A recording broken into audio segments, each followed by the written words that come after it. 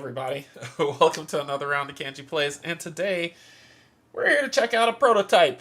This is a prototype of the game that is late pledging now on GameFound called Lands of Evershade. We'll be playing through hopefully two scenarios, depending on temperature, because my AC just cut out. Yay! So we'll be playing two episodes just to see how that goes, and the game did not come with a rule book because they said the tutorial that is in here is what will tell you how to play the game. So I did watch Barrett, and Barrett was the one who sent me this copy. So thank you so much, Barrett. Really appreciate it. So I did get to I did watch his playthrough of his portion of the game, and also I watched Rolling Souls playthrough as well, just to get a sense of it, because no rule book makes me antsy. So, but yeah, so we're gonna try it out, see how it goes. I also, so I believe during the crowdfunding campaign, Awakened Realms had like a prototype app up for the audio, but then they took it down. However, they had the audio files up, so I wrote my own app because I'm a programmer. So I wrote my own app to use that, and that's what we're going to use today to go through this wonderful setup to see how it is.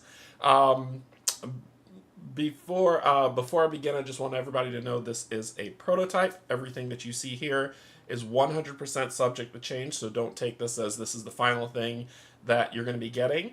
But we'll play it, see how it goes, and hopefully my AC will cut back on, and then we could probably go a little bit further. So anyway, before I begin, I just want to say thank you to my patrons, subscribers, and if you're neither coming in and hanging out, thank you and welcome as well.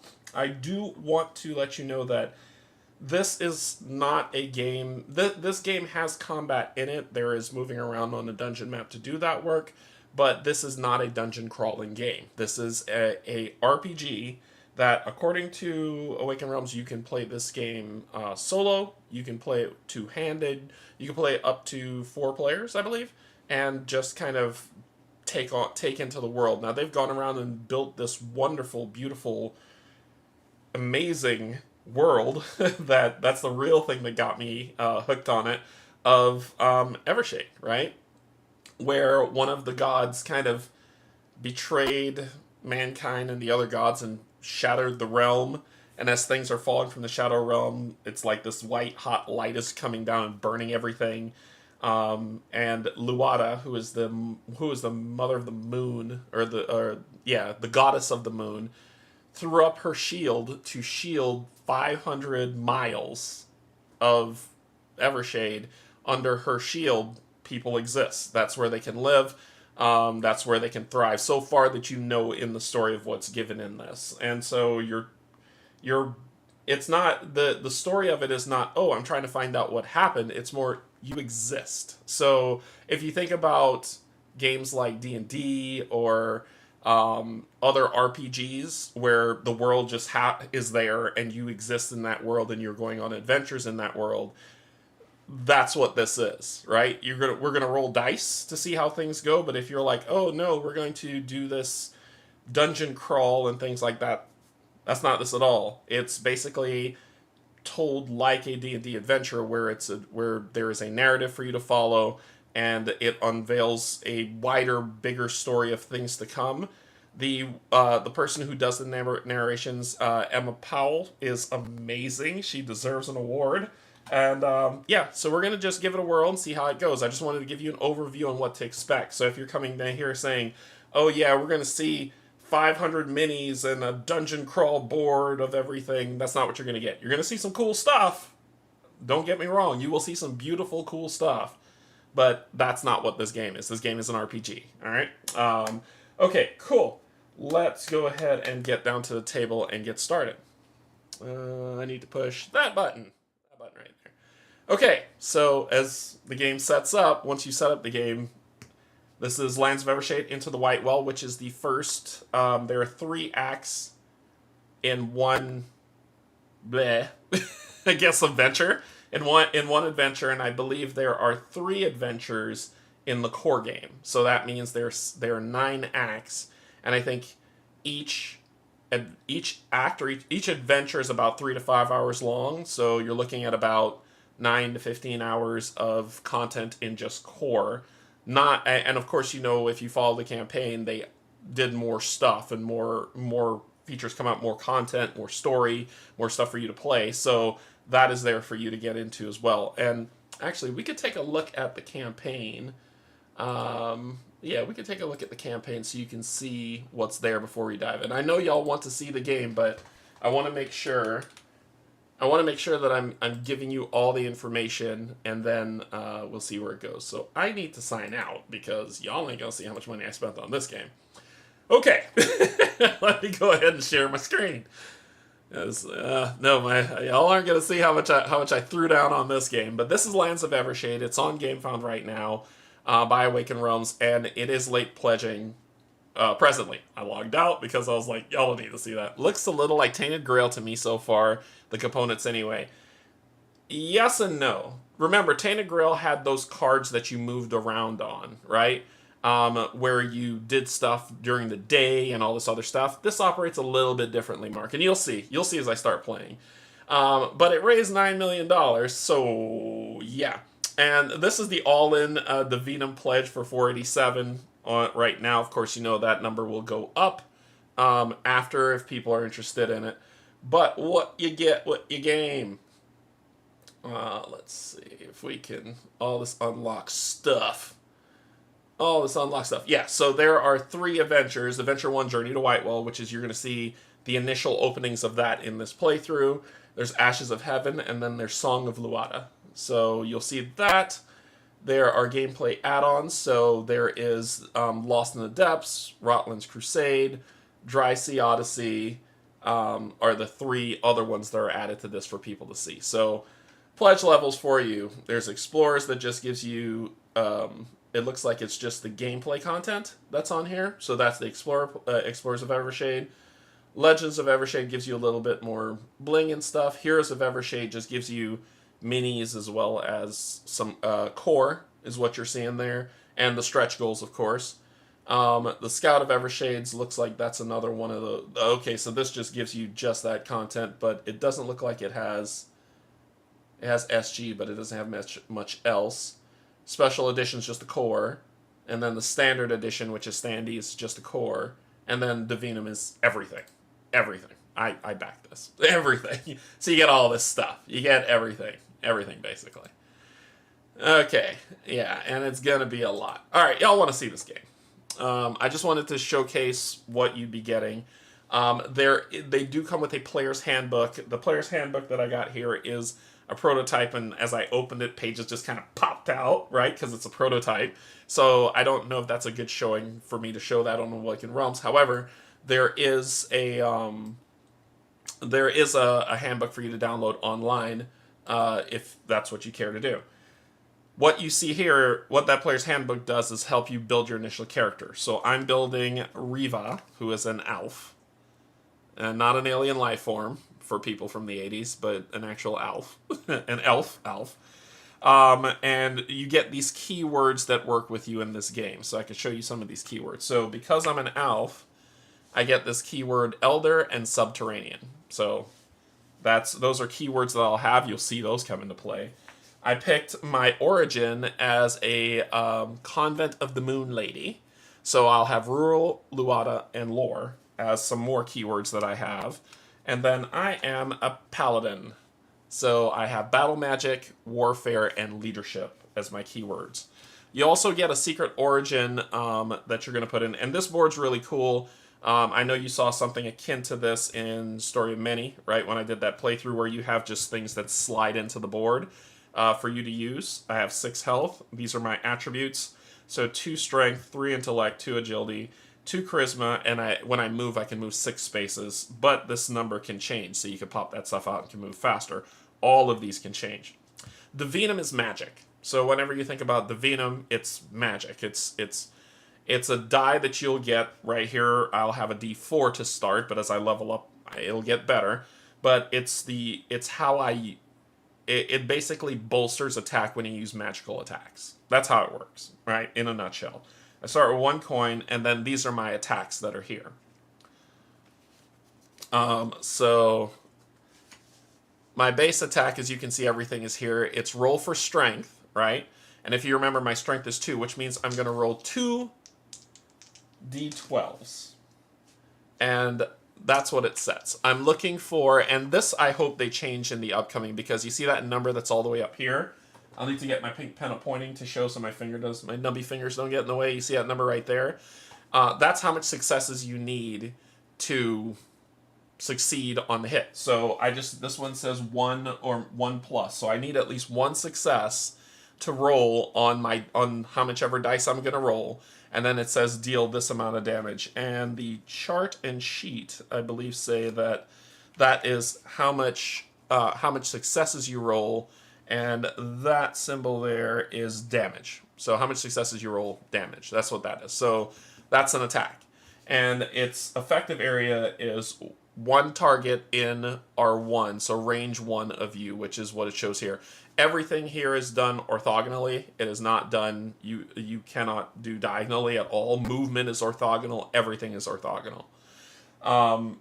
Yeah, so that is that. I also have dodge. So make an agility check, -1 die if I have heavy armor. And if I get a success, 1 success, I prevent 3 damage, and it's on self, right? You'll see me use the other abilities that come up. But the cool thing of this is that these are once per round abilities, so you can't say, oh, I'm just going to keep attacking, keep attacking, keep attacking. On my turn, when I do an attack, I flip my card over, and it is no longer available to me until my next turn. Then I will refresh it all and then use it. So you get 1 attack per turn. But as you can see here, you'll unlock more abilities. And if you notice, here you'll see this kind of rectangle that's here on the card. Notice that it matches this space here. So this card can only go into places that have rectangles on them. It can't go into anywhere else. You can't slot it anywhere else. So only places with rectangles. And when you start off the game, only these ones are open for you presently, and this is my starting gear. I have starting weapons, but the game told me to put my starting weapons, this is my Divinum die, but the game told me to put all my starting weapons in here for the start of the adventure. Alright, cool. Let's talk about when you first pull out the sheet. Come on, focus. Focus, I know the pictures are pretty. It says, start the adventure. Place a story tracker to the left of this sheet. Take 1 to 5 boards containing characters with 0 advancement. Leave all items and cards belonging to these characters in their pouches. Go to entry 1 into the Whitewell. So that's what it's telling you to do when you're starting an adventure. So this is the story tracker board that's here.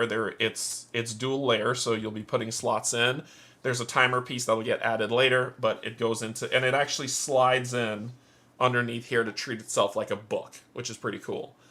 They released also 10M, so I figure you at least 3 of, I don't know what that means.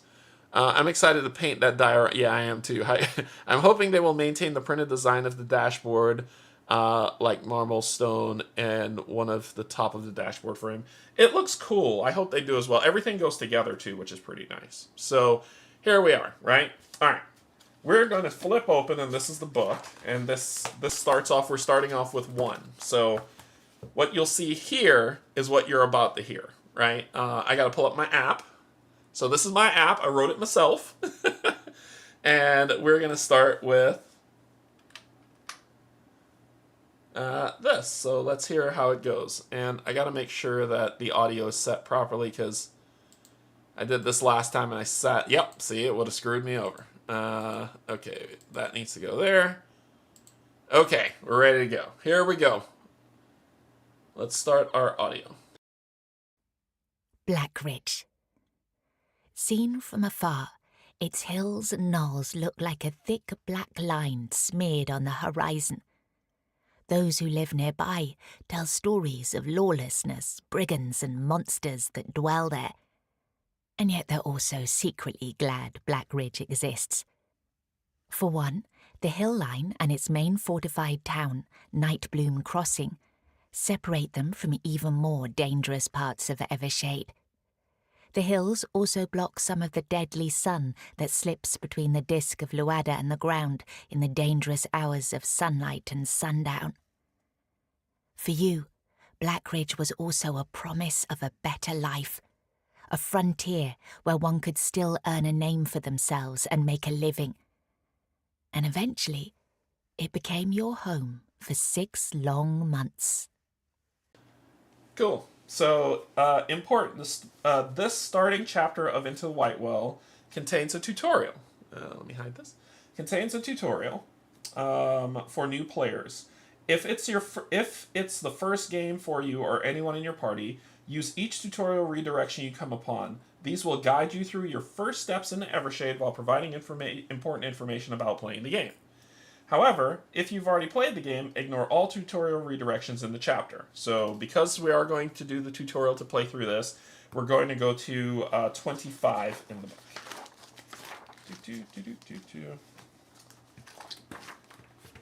Events presented in Lands of Evershade's storybook will often change or adapt depending on characters, their origin, flip, race, profession, items, and many other factors. Everything that makes you who you are is represented by keywords that can be found in the character and equipment spaces of your character board.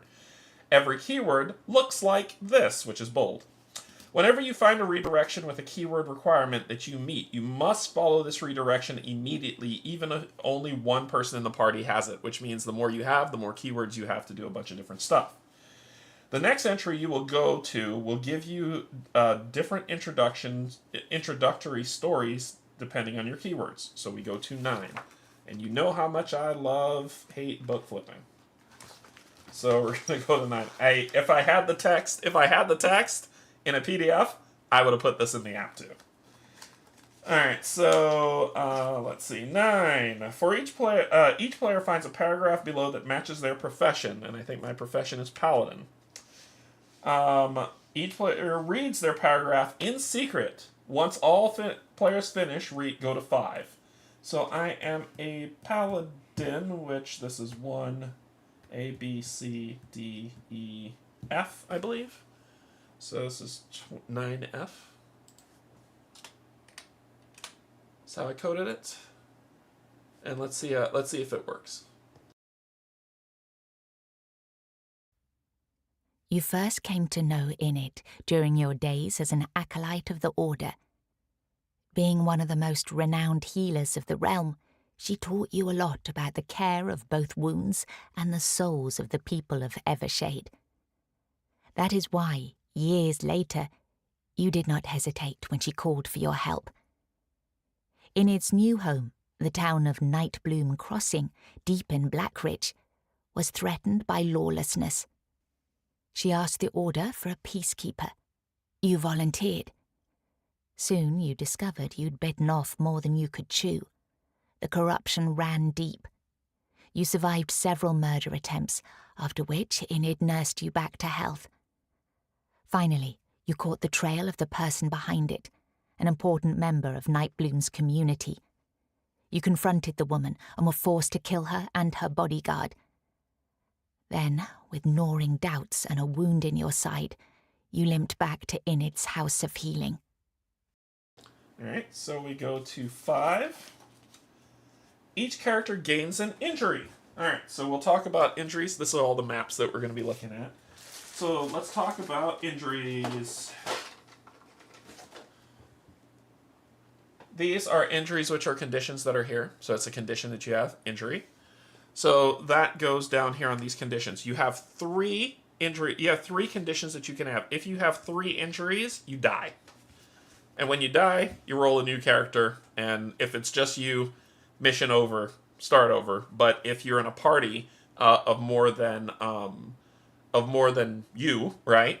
Then when you die, you roll a new character, and you start with your new character and keep going with the party. So that's something to keep in mind. Your characters can die in this game, which is pretty interesting. So we got our first injury condition that's right there. Tutorial. Place this token in the character space of your board. If your character has more than 3 injuries or other conditions, they will die. Injuries can be healed while resting and in various places you meet when exploring. Alright, so let's go back to number 5 now. More lore. Lore! Whoever you were, wherever you came from, Blackridge was not kind to you. Now, in the warm light and soothing smell of Enid's House of Healing, you may, at the very least, relax before you decide what to do next. You breathe slowly, taking in the smoke of healing herbs that smoulder in the brazier. You look toward a couple of other weary adventurers who sit in different parts of the hall. You vaguely remember meeting them on the trails or in small villages. Some look shady or foreign, but this doesn't bother you. After all, every one of you left their weapons with the grumpy housecarl by the door. Enid accepts no nonsense in her house. Those unwilling to play by the rules are welcome to limp to a healer in the nearest city of Whitewell, some weeks away, or patch themselves up with clumps of moss and pieces of string.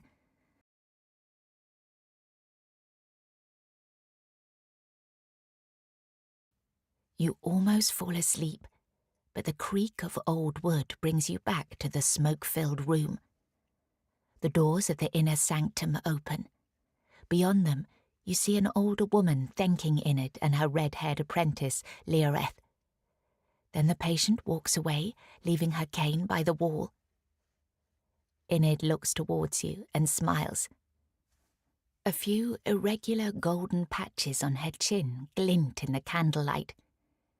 She makes no effort to disguise her gift of divinum, and considering the faint glow behind her head, she may be one of the most powerful wielders on the frontier. Enid opens her mouth, as if she was about to summon you. You begin to rise, but then the door of the House of Healing violently swings open. A cold draught enters the room, blowing out some of the candles. The smell of herbs is choked out by the thick odour of blood. A cloaked figure stumbles into the house. The housecarl briefly pats down the wounded man and removes his blood-stained coat that falls heavily to the floor. One look at the gaping wound that was under the soaked garment makes Enid go pale. "Gods, who did this?" she shouts, ushering the man to her sanctum. "A rot giant, good Lady Enid," you hear the man answer as they pass before you. "Skewered me with a spear. Barely made my way here." The door of the sanctum slams behind them, and you sit back, trying to relax. However, one detail keeps bothering you. Alright, so our next bit here says, if you have marksman, subterfuge, or nature. In my keywords, I do not. Then next one, if you have battle mage, which I do. So I have battle mage, I'm going to go to 14. More story. I love me some lore. Lore! You try to relax and await your turn, but your mind keeps going back to the mysterious man. Your eyes glide over his crumpled overcoat by the entrance and focus on the blood splatters on the ground. Suddenly, you feel tingling. A barely audible call sounds in your head, one that only you in the room can hear. Fascinated, you walk closer and kneel by one of the blood splatters. Faint golden wisps rise from the blood and bend toward you like blades of grass on a summer breeze. Divinum. The man has to be a powerful wielder for his blood to be this infused. But if he has so much power himself, stopping the bleeding shouldn't be much trouble. Unless... You spring to your feet with a chilling realization. So this, so go to 19. It says, if there's only one character in play, that would be me. We go to 17. So, whoopsies. Uh-oh, did you freeze on me?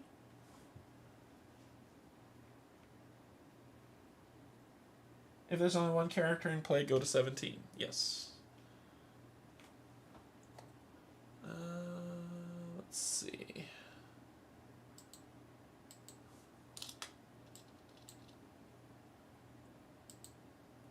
Uh-oh. Did I freeze? Can y'all still hear me okay?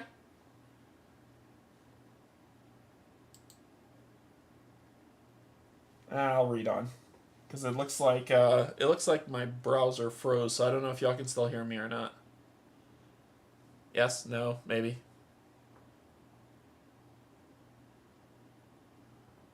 What's that you say? Can I hear? Yep, I can hear. Okay, thank you.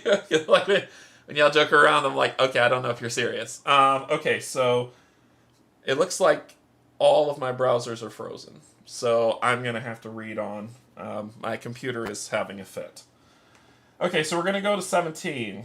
A loud rumble and a muffled pained scream of a woman comes from behind the door of the inner sanctum, confirming your suspicions that something is very wrong.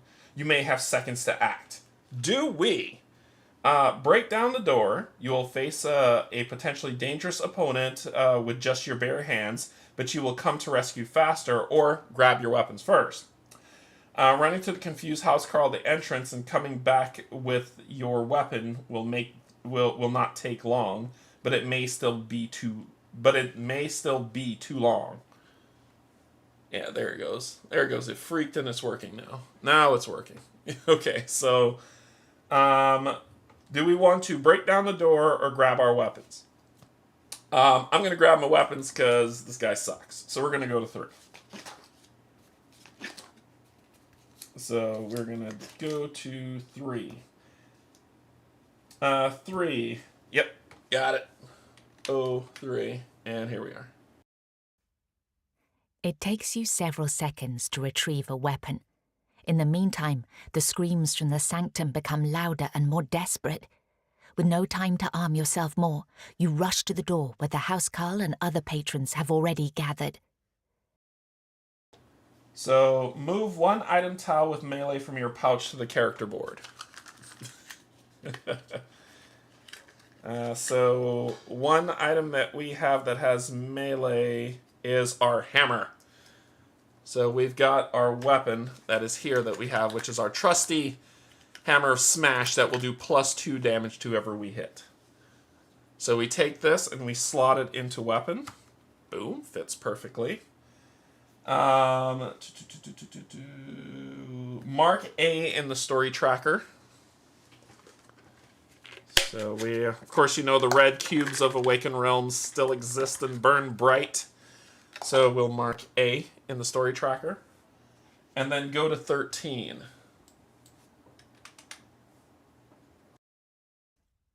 Enid always locks the door to her study with a simple chain lock when she's seeing a patient. It shouldn't take much force to break. You make a running start and smash against the locked door of the sanctum with all your might. So go to tutorial 21. For each character, take 1 fate token. So let's get our fate token. So this is fate. It's just like you've seen these if you've played any other Awakened Realms game. So this is fate. You can use fate to reroll dice. You can use fate for so many things. So here is the fate reference sheet.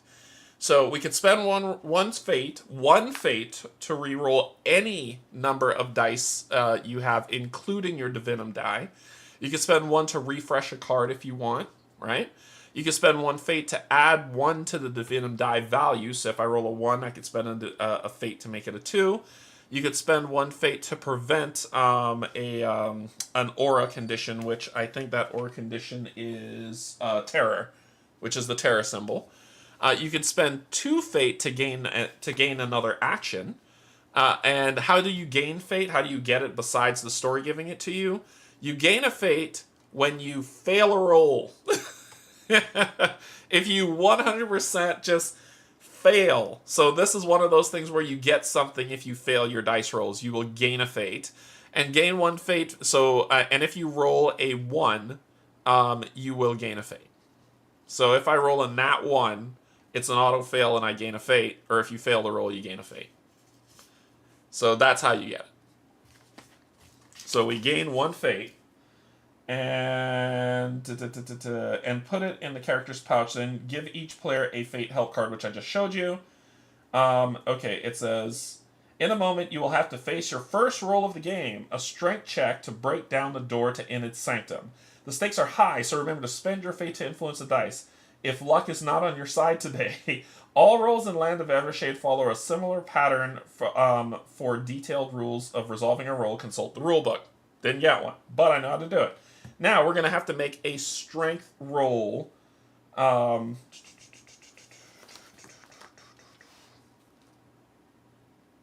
Here we go. See if I can make that show. That's probably a little better to see it. So strength roll, difficulty level 4. That means we need 4 successes to be able to do this, right? I get +1 die if I have large, close combat, or athletics. I don't have any of those. Awesome. Yep, I don't have any of that. So this is going to be a hard fail because it's a 4, but when I look at my strength,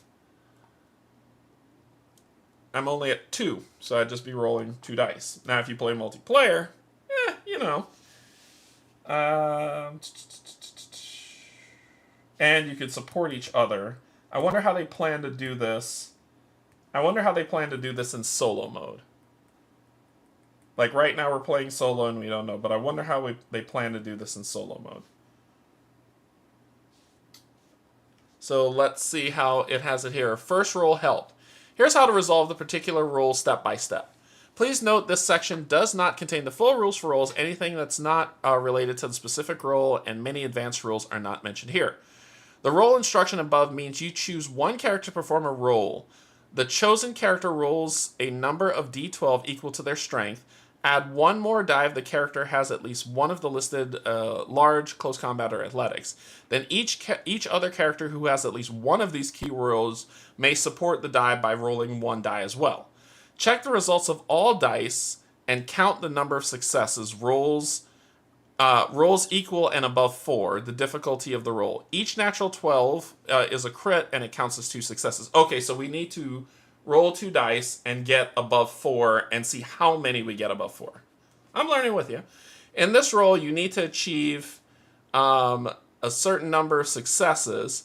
The icon represents a number higher than the number of characters in play.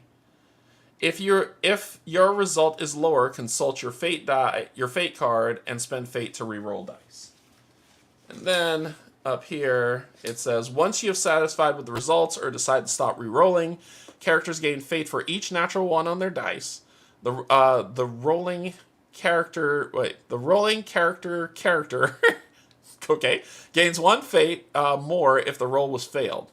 Now, based on your final number of successes, there are 2 possibilities. If your score was number of players or more, so I just need one success, I go to 7. If it was less, I get that. So I roll 2 dice and I need 1 success of 4 or more. Got it. Got it.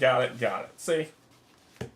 I may get things wrong from time to time, but we'll get it right. Okay, so I'll be rolling 2, and I need at least one of these to be a 4 or higher. So we roll. I rolled, oh look at that! I rolled a 12, which is a crit, and I rolled a 4. Crits count as 2, and that 4 makes it 3. So that was 3 successes on that.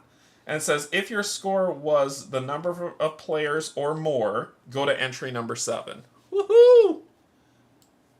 I'm all right. The door springs open. The links of its burst chain fall like rain and slide along the floor. Before they come to a stop, you barge into the sanctum and come to a halt, paralysed.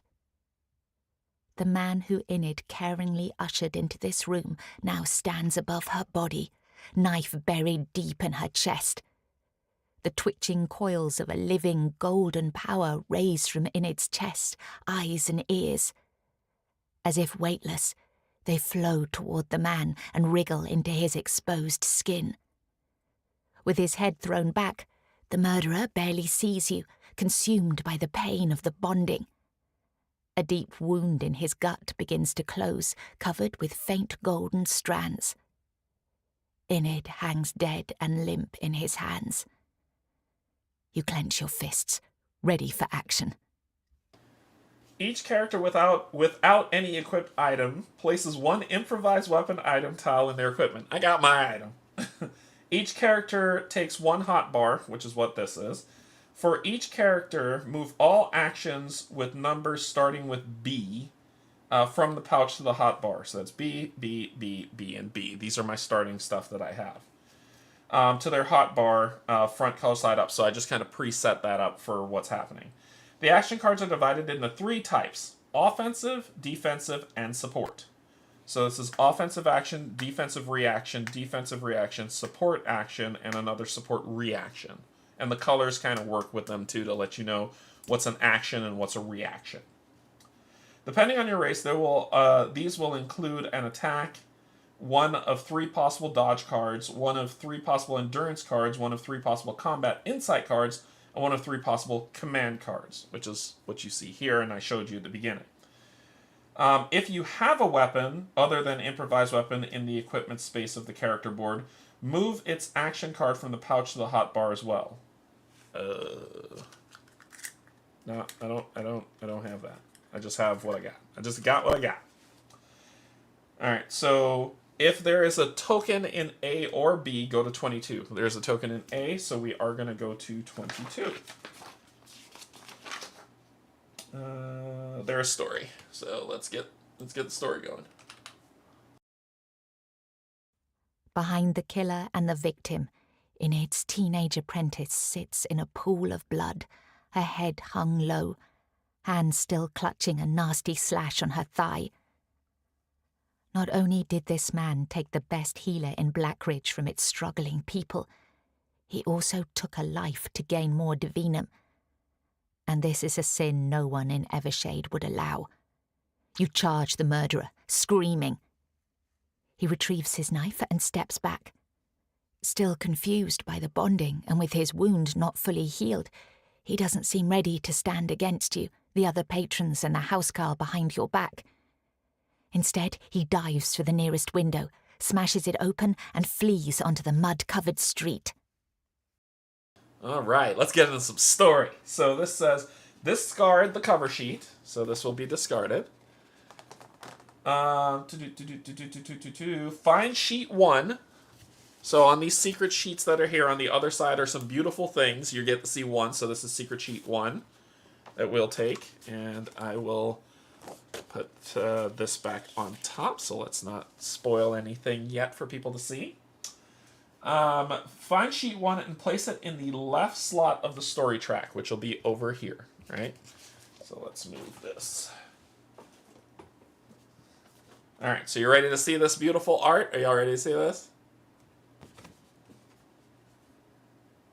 Look how gorgeous that is. Ermagerd. So it says our objective, catch the murderer or prevent him from escaping by reaching the town gate. And we've got some special rules that are down here. That says move the enemy. So we'll deal with when we have to move the enemy, but this is the chase.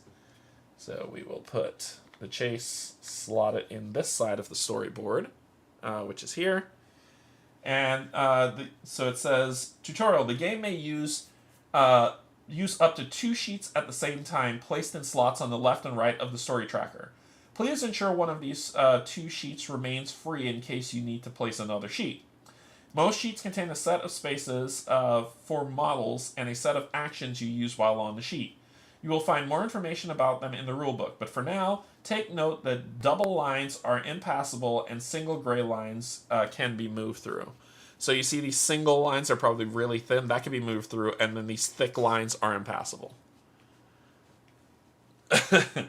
Alright, so the lettered slots on the story tracker are used to keep track of your decisions and their consequences. So then place the party model in the House of Healing slot of sheet 1 in the upper left of the sheet. So I need to grab this. I've got his. Let me see where ours is.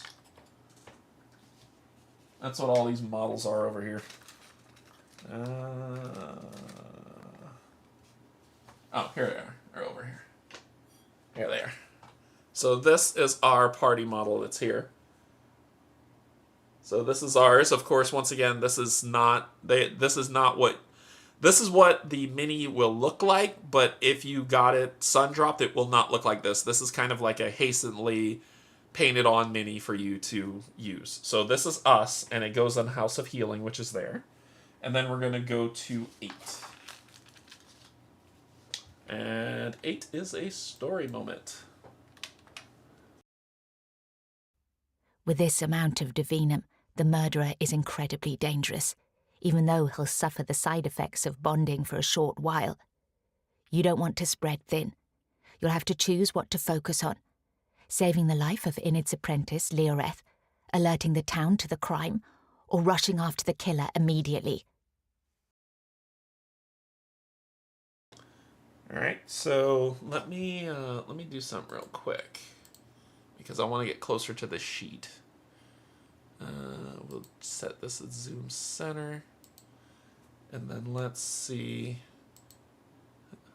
Whoa, that is super close. That's okay. That's what I want, but that's not where I want it. Okay, so let's do this, and we'll move this around here. There we go. So we'll do that. So you get a better look at things. And I'll set this to center left. Okay, so now I can easily move between the two, not a problem. Okay, so we got that there.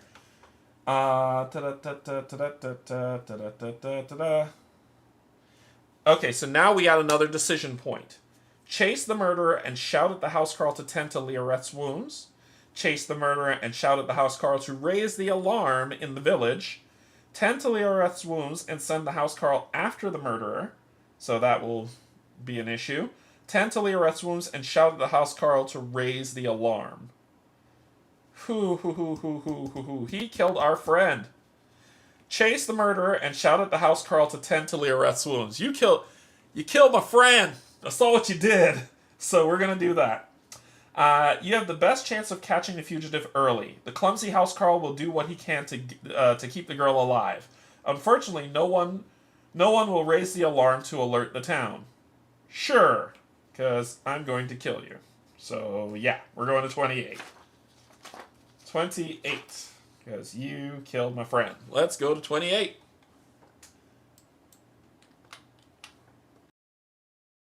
You snap the housecarl out of his stupor with a harsh command. He lunges towards the wounded girl. Then, driven by wrath, you burst onto the street in pursuit of the fugitive. The murderer picks up his pace, racing towards the labyrinth of narrow streets separating the House of Healing from the town centre.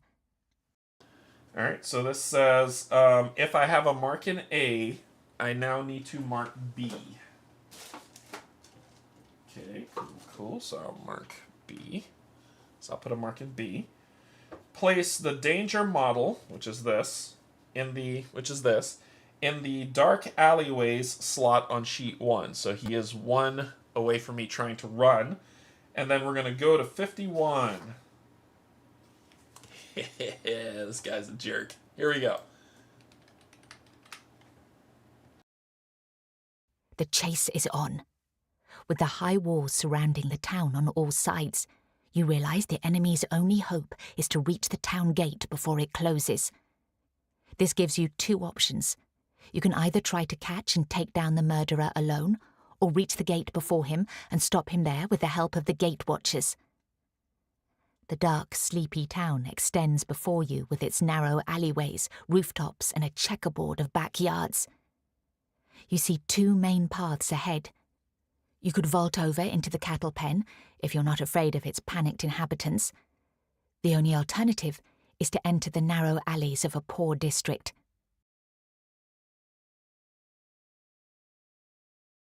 Okay, so our choices are run through the cattle pens, navigate the dark alleyways, or requires no marker on the toll house space, which is here, which we don't have. Cry out for help. Ooh, that one needs 2 successes. And I have leadership, which would give me an extra die. So I'm going to cry out for help. I need 2 successes of 10 or more on these 3 die. My dice, if you can see here, my charisma is 2. but because I have the leadership keyword, I gain 1 extra die for 3. And so I need 2 successes on a charisma check of 10 or more. Oh boy, here we go. I have a 12. That's all I needed. A 12 counts as 2 successes. Woohoo! Alright, I'll take it. So it says, if I have 2 successes, place a marker on the Toll House space and choose again. So I'm like, murderer! So here's the Toll House space. I will place a marker on there. And then I get to choose again. So it's either we're going down the dark alleyways, where he is, or we're going through the cattle pens over this way. We're chasing after this jerk, so down the alleyways we go. 32. Let's see what we do. 32. It's easy to get lost in a web of small, nearly identical alleyways. So now we have another check. So this is an intelligence check. My intelligence... Does this go to... No, that's too low. My intelligence is 3, so I'm rolling 3 dice. I get +1 if I have City Born or Sleight of Hand. I have neither one of those, so I'm just going to be rolling 3 dice. And it'll, based on the successes I get, I need a 9 or higher. This is the part of the game where I'm like, oh, I'm so amped! This is so cool! I got a 10, which is 1 success, a 2, and a 4. Oop, that tilted. So I am going to spend my fate die. Yeah. I'm going to spend my fate to re-roll these 2 dice. Did you level up? You succeeded at all tests. I wish, sure, I wish. Sorry if you already answered this. Is this the original prototype or one of the new ones they mentioned they were sending out? This is the original. This is the original. What did I need? This is a 9. So that is 2 successes, and I have a 7. So I got 2 successes. This says I need either 3. Nope, wrong place. I need either 3 or 1 or fail. So I can only count 1. It says move the enemy and go to 52. So when we go to moving the enemy, this down here comes, and it says, if the danger model is in your space with a marker, remove the marker. That's the danger model, remember? If the danger model is in any other space, roll a d8. You did not give me a d8. No, sadly, I wish Awakened Realms would know who I am, but no. This was kindly given to me by Barrett. Thank you, Barrett. So here's a d8. So we're going to roll a d8 and see what we get. We rolled a 6. So as a 6, move the danger model to a circle space. So you're going to move to the main street, because they can't go to the crossroads because that's blocked. So it goes to the main street. And then I am going to go to 52. Move the party model to the dark alleyway space. And listen on to some more lore. A tightly packed poor district separates the House of Healing from the centre of the town. Somewhere beyond it, there's a big main street, but you'll have to use your wits and sense of direction to get there. You could also cut through the houses, but this would certainly result in tense encounters with armed, suspicious townsfolk. So we need to determine, find your way to the main street. Isn't that where you are? Oh, that's where you are, you jerk. Cut through the houses or the river. Requires no marker on the toll house. We already have a marker on the toll house. Requires the danger model in your space. It is not. So we are going to the main street, which is 34. Any more story? Finding a way to the main street is not easy. We need to make another intelligence check. So we're doing this again.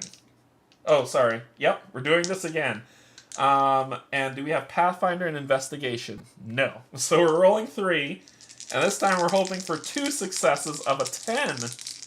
Oh boy, of a 10 or more. Here we go. 2 successes. 2. I rolled a 1. I don't have a fate, so that 1 will actually give me a fate. And I failed that roll horribly.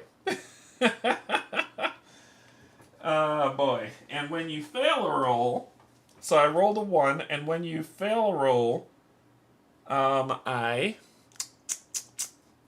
get another fate when I fail the roll. So I have 2 fate now. And because I failed, it says move the enemy twice and go to 55. Oh, yikes.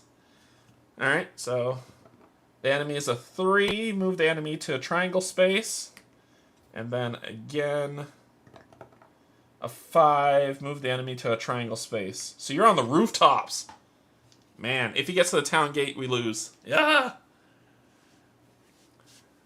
I appreciate they gave you a consolation prize when you roll a 1. Yes, that's the big thing. I love games that don't give you the middle finger when you fail, right? It's just, okay, you fail, do better next time. And this time they gave me a little bit more fate. And we're going to 55. Move the party marker to the main street. You've reached the main street that weaves through the city, leading towards the gate. Here you can pick up speed if you're a fast runner. So keep sprinting towards the crossroads. Sprint towards the market stalls. Yeah, because that's where that jerk is. If the lowest movement among all characters is 4, move the enemy. Ah, it is not. So we won't move the enemy at all. And we're going to 57. Move the party model to the market stalls. You ain't getting away from me, champ. And then we've got some story. No, no, no.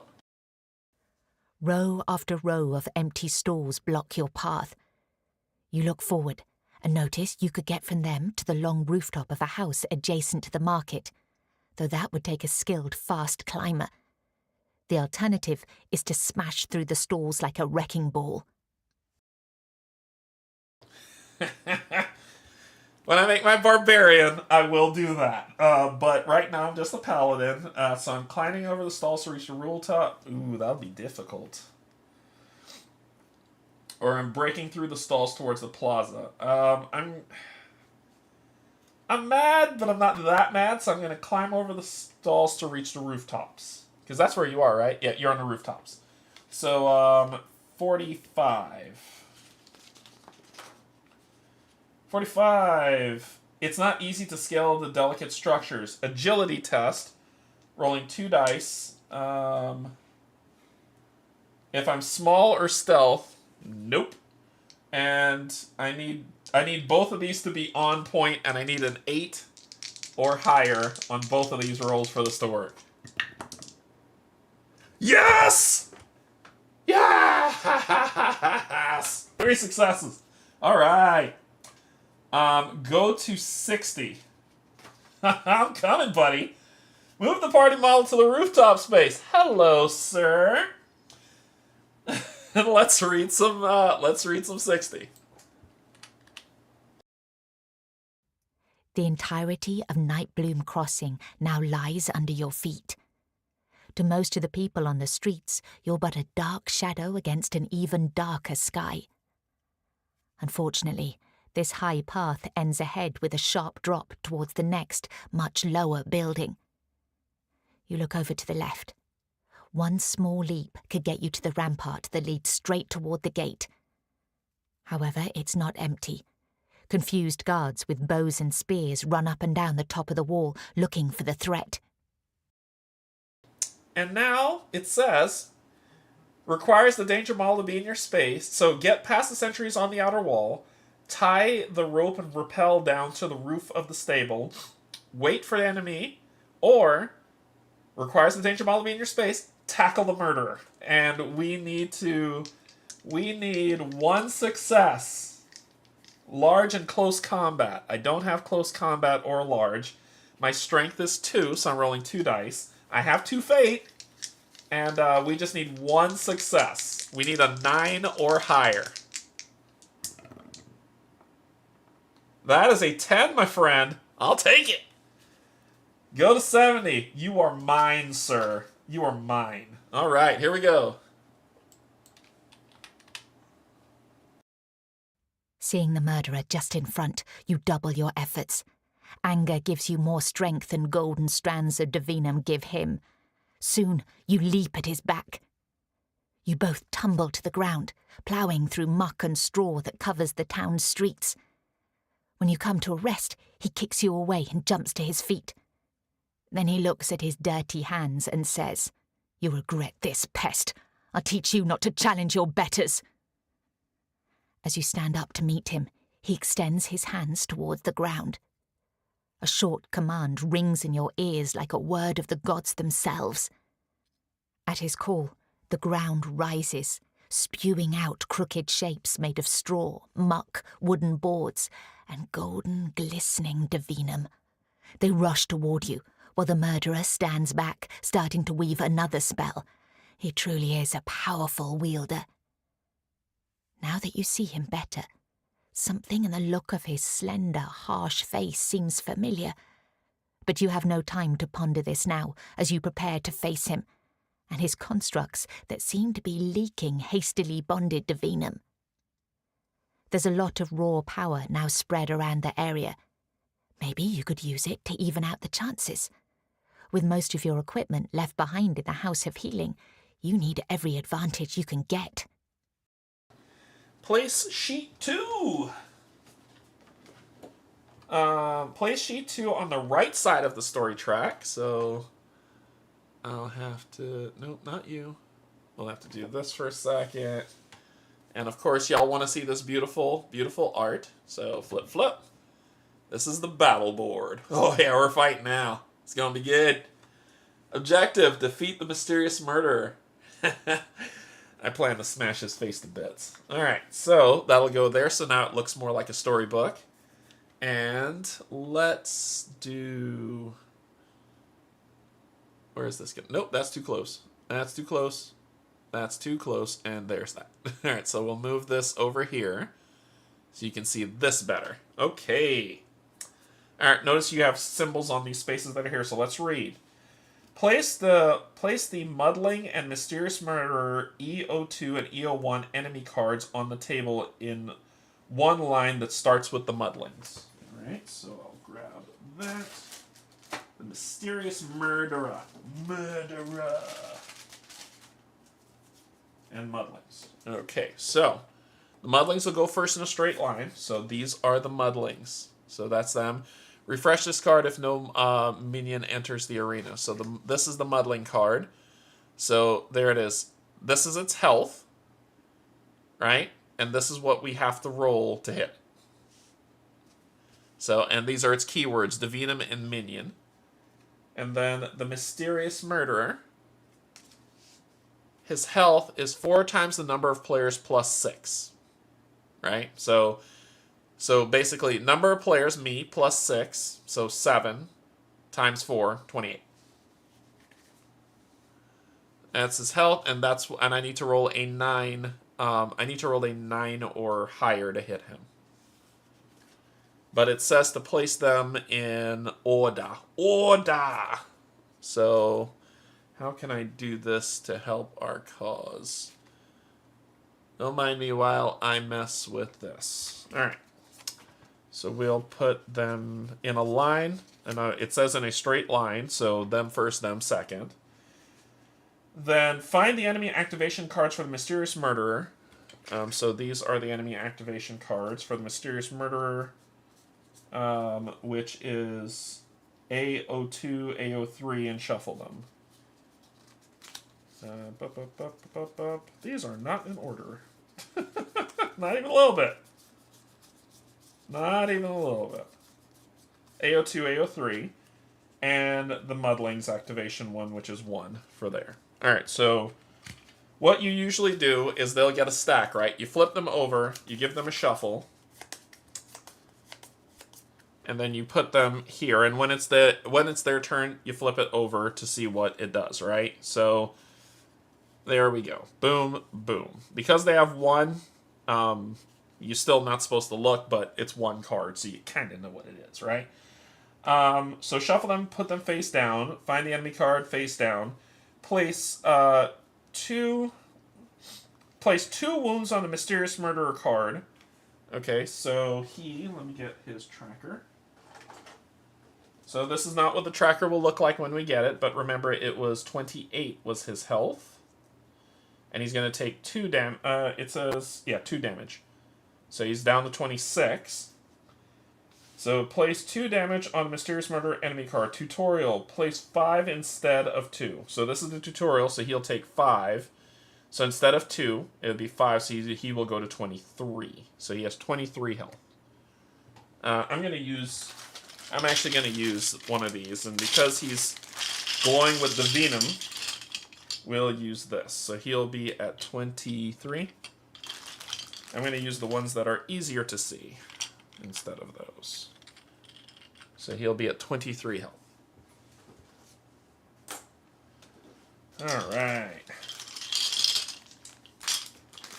My health is 6, just to let you know if you're curious what my health is. 6. This might sting just a smidge. Okay. Alright, place Mysterious Murder in a space marked with the target symbol. So he will go... Isn't it 4 times the amount of players plus 6, so it's 10? It's 4 times the amount of players plus... Oh, you're right, it is 10. That's weird. I did math wrong. That's not the weird part. You are absolutely correct. It is 4 times the number of players plus 6. And if we do, please excuse my dear Aunt Sally, multiplication comes first before addition. So you are correct. It's 4 times 1 plus 6, which is 10, minus 5, which puts him down to 5 health. You are absolutely correct. You are absolutely right. I almost made the game harder than it needed to be. Almost. Where are we? Place the Mysterious Murderer, which the mini arrived busted and broken, so I tried to put it back together as best as I could. So we'll place the Mysterious Murderer token there. Place number of players plus 1 muddling. So let me grab 2 of these muddlings. In the spaces marked with circles, starting with the lowest numbered space. So if you see the circle spaces here, 1, 2, 3, 4, 5, 6. So there'll be 1 here at 1, and there'll be 1 here at 2. So that's them. Place all characters in spaces marked with a triangle. Yeah, I'm going to go right here because I hate that guy. I'm going to try to kill him. Okay. Build the initiative bag. So now we have the initiative bag, and this is talking about combat. So let me zoom back out. So you'll get this bag, and in this bag you're going to build the initiative bag with number of player dual tokens. So dual tokens of these are ones that are white and black on both sides. So number of players, so 1. 2 white tokens. And 2 black tokens.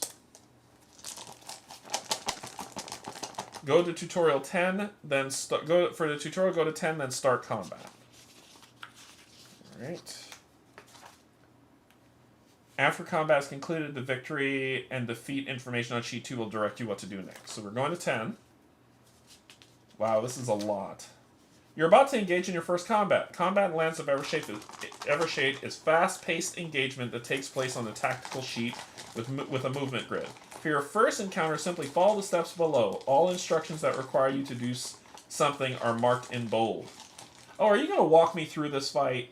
You're going to walk me through this fight. So, I'm late to the party. Try not to Steve the game. We already have enough rolling. Hey, Cassie. They're going to walk me through this fight. I'm not thrilled by that, because I kind of want to just fight on my own. But I probably would get demolished. So it says, basically every turn you pull one from the bag. If it's a white token, it's me. If it's a black token, it's them, and they go in order. If I pull that black and white token, I'll shake these up again if I can find it. So let's say if I pull a white token and then I pull the black and white token, I do the opposite, which would be black. Other way, if I pull a black token, I pull this token, it would be white. It's always the opposite of what the last token is that you did. During each turn, a player may take up to 2 actions. Now, let's make our first activation of this combat. In this tutorial, instead of drawing a random token, take a white token. I hate that I have to do this, but sure, because I want to show you all how to play it properly. With a white token, you can activate any character that has not yet activated this turn. Choose any character and place the activation token on their board. Boom. That's where I'm going. First action is to move. The activated character may now make the first of their 2 moves. You find most of them available actions. However, some of them also appear on certain tactical maps. So, Divinum Blast, which is here. Did I set that up? Yeah, which is here, is also a special ability that you can use from anywhere on the map. 1 in any range. Basically, it says once per activation you can use the spell.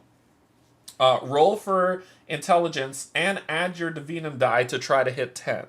So basically, my intelligence is 3, and so I'd roll 3 plus this, right? I need 2 successes, and if I get 2 successes, deal 1 plus, that symbol says Divinum, 1 plus the Divinum value that you roll, damage to any enemy. So it'll be, if I roll a 4, it'll be 1 plus 4, which will be a 5, right? 5 damage. If I roll a 1, it'll be 2. If I fail, gain 1 terror, deal half your Divinum die value in damage to any enemy. Alright, so first action, Divinum Blasts on sheet 2 are the help cards. To start, let's make a move. When you make a move action, simply go through a number of spaces no higher than the movement attribute of your character. The detail, so which is 6. Regardless of where you place the character's model during setup, and regardless of the value, movement, there is at least 1 muddling within your range. Move your character to a number of spaces no higher than the movement attribute so that you stop at the empty space that's adjacent to the muddling. I don't want to do that. See, that's what I was saying. Like, I don't want to do that. I am... come on. I am insanely close to that guy, and I want to do that. So we're probably going to forego all of this combat, and we're going to go... Remember, orthogonal, and my movement is 6. 1, 2, 3, 4. We're not done. We are not done. I want this guy dead immediately. So... Alright, and then it tells you to... so that was my movement, and then my second action, I'm going to attack. Which, it's saying to attack, but we're going to go for broke on this, right? So, only orthogonal fight, which is here. So it says attack requires melee. I have melee weapon. Roll for strength, and I need 1 success to deal that damage. I think the circle check. Each die result equal to or higher than the difficulty value. So my strength is 2. So we'll put this here. And my strength is 2. I should go for the Divinum hit. But my strength is 2. So we're going to roll our 2. And we're going for a 9 on... we're going for a 9 on that guy. Alright, you see that? So we're going for a 9 on him. Okay. This'll just do 2 damage to him. Oh, plus I'm using the hammer, which is 2 more. So this'll do 4 damage to him. I'm okay with those numbers. So we're using our hammer, so let's go ahead. That is a 10 and a 6. Ooh.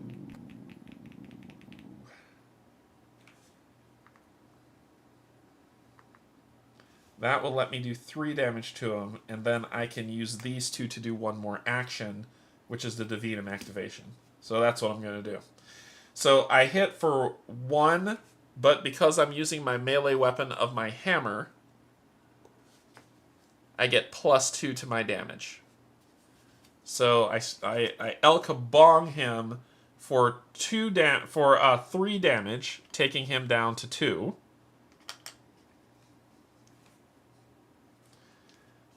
And then I will flip this attack activation over because I used it. So I moved, I activated, that's my 2 actions. However, let's go to the Divinum card, because this is a thing I could do. Spend 2 fate to gain 1 action. So, I have 2 fate. That's what I have. I'm going to spend them to gain 1 action. Muha, muha, ha, ha, ha, ha. We don't need to do all this. We're going to kill this guy. And that action is going to be to do my Divinum Blast. So I'm going to do an intelligence roll. 3. And I'll roll my Divinum die. And all I need is 2 successes of 10 or higher. I just need 2 successes. That's all I need. That is an 11. That is a 10. And that is a 3. So I got what I needed. It says deal 1 plus your Divinum die, 3, as damage to any enemy. Noika, noika, noika. So that knocks him. I knocked him out the box. 4 times number of player. Yeah, because he did it 2, which made him 8 plus 6. Yep, so bada boom, bada bing, he's dead. Wow, look at that. You didn't get to see him activate because I rolled well. I'm happy with those results. Okay, so it says, defeat the mysterious murderer. Victory, go to 75. 75, you jerk. Your strike brings the murderer to his knees. With his control cut short, the mudlings collapse back into the muck. Weak and unable to utter a word, the man gestures at you, pleading for you to hold the final blow. While he tries to catch his breath, you notice a glint of something golden on his extended hand. A large ring with a family crest that looks vaguely familiar. You take the ring from his finger and look at it closely. Then you gaze at the face of the murderer. Suddenly, everything connects. You know this man. You've seen him in Whitewell. His name is Valerius Oldenbach, and he's one of the 7 patricians who rule the city together. There were rumours of power-hungry wielders stalking the land to gather more divinum, but you never expected it to be this bad. With your mind racing, it takes you a second too long to notice something's happening with Valerius. His body starts to glow and rise from the ground. The bonding is complete. He now has Inid's entire power at his disposal. You strike, but he's faster. A powerful force blasts you back, and before you can get back into the fight, Valerius is already far away, fleeing from town into the dark hills beyond faster than any man you've seen. A while later, you sit in a long hall among all the prominent people of the town.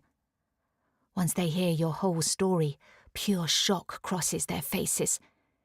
They want justice, and your testimony, with the seal now in your possession, is good proof of Valerius's crime. So we gain the Patrician Signet item. So we gain that item. Remove all activation token. Return all activation tokens to the initiative bag. Return all enemy cards and enemy activation cards to the box. Return all models, tokens, and markers from sheet 2 to the box. Okay, so I gained this, which is a small item that goes here, slotted in. All enemies. You summon all you wanted. I beat you in the face. Get my stuff back. Put you back over here. And it says remove all things from sheet 2. This is sheet 2. So, discard sheet 2. So sheet 2 is discarded. Discarded. Refresh your action and reaction cards. Note to refresh all HP lost in combat or try to heal any injuries you will have. To try to heal any injuries, you will have to rest. The rest rules will be introduced soon. If you have any improvised weapon tokens, discard them and go to 80.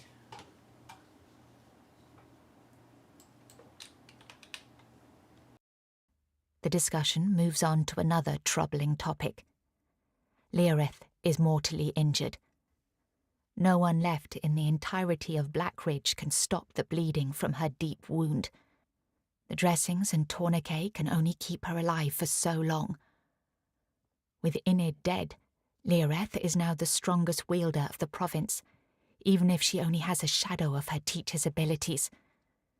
For this part of Evershade to thrive, she has to live, and the only people who could help her are the priests of Whitewell. Someone has to take Leorith to the city. A group small enough to travel fast, but capable enough to deal with any dangers of the trail. A group that, once in Whitewell, could make a convincing case against Valerius. Who knows? Once he's tried and put to the sword, Leorith may be able to claim back her teacher's divinum.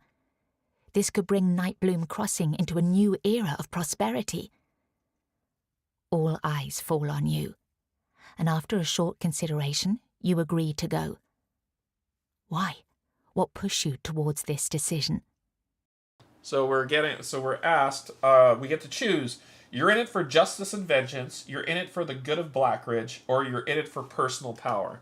I'm in it for justice and vengeance. You killed my friend. I saw what you did to my friend. Inid was your friend, and the most selfless person you ever knew. You cannot let this crime slide and let Valerius enjoy his new power free of any consequence. Go to 85.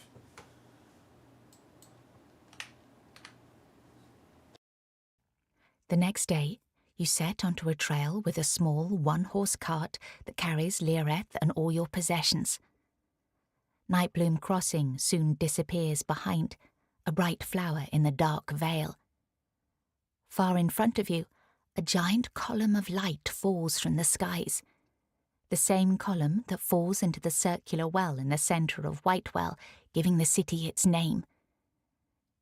You look at the cracked disk of Luada far above your head, where the light originates from. They say one day her shield will fail. One day, light will come and claim all. You say a simple prayer for the Moon Lady to guide you in your travels. Then you step forth onto the roads of Evershade. Alright, discard sheet 1 with all markers, tokens, and models. So, all this gets discarded. This gets discarded.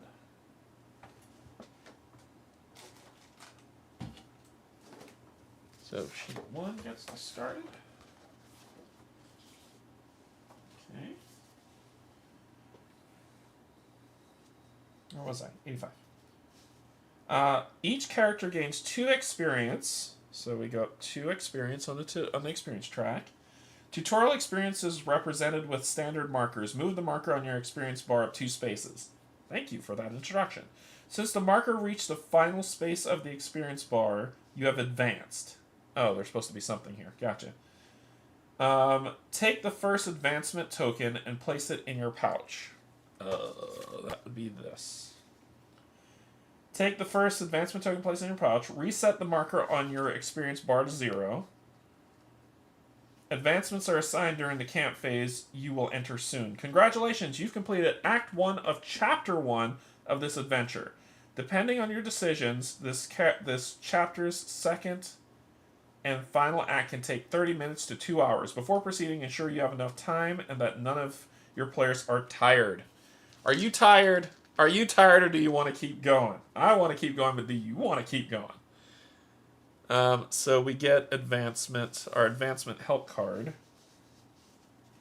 Take the advancement token and place it in your pouch.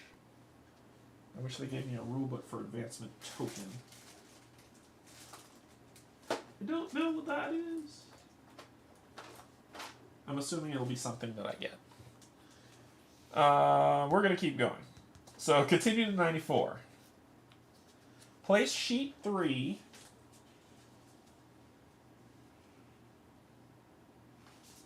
Yeah, it says go to 94. Place sheet 3 in the left side of the story. Place the quest model in the Whitewell space of 3. So this is sheet 3. Flippity flip flip. Journey to Whitewell. This art is just exquisite. I'm just calling it. It is just exquisite. Okay, so place sheet 3 and left side. Place the quest model. Place the quest model in the Whitewell space on sheet 3. That is one of these in the Whitewell space on sheet 3. If I have something in A, which I do, A and B, which I do, go to 87.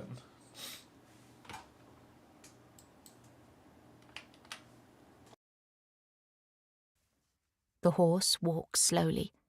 The cart creaks. Leoreth mumbles incoherently and shivers under a thick layer of blankets. Her body is fighting hard to keep her alive despite the mortal injury. To get to Whitewell on time, you'll need to make haste, even if it means taking more dangerous routes. Okay, so now we got a new time track. All right, Roy, thanks for joining. I just saw your message. All right, so we have, it says, place the day's token. Ooh, dropped it. these 15 Ten Commandments. So this is the days. Place the day's time token in the story track and set it to 5 days. So we put it in here and we turn it to 5 days. So we got 5 days together there. Note, when the time runs out, Leorith will die. Place the party model on Nightbroom Crossing slot on sheet 3, which is there. And go to 160.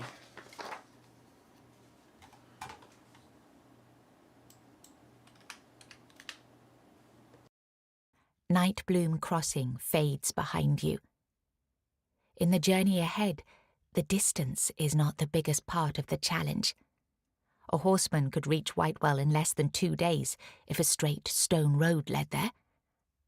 Unfortunately, the dark wildlands offer no such conveniences.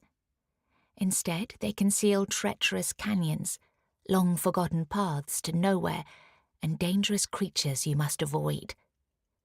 Exploring the areas you visit might reveal more convenient routes forward, and retracing your steps back to familiar ground will be quicker than forging ahead into the unknown.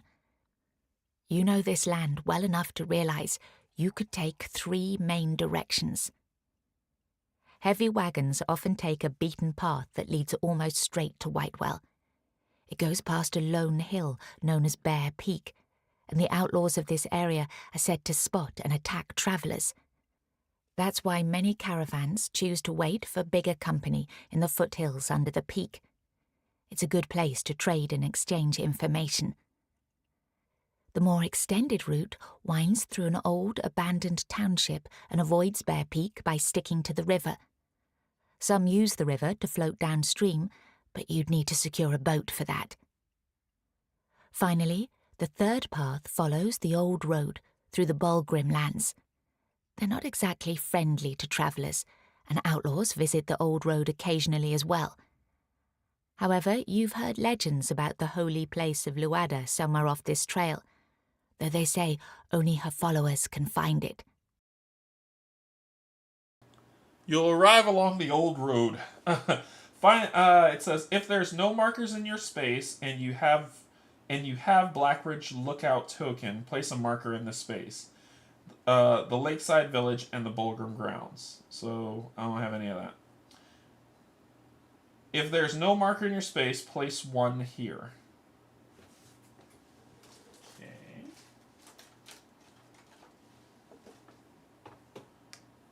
Alright. Place the danger model in the Bear Creek space. It represents the outlaws of Bear Creek. Boop. There.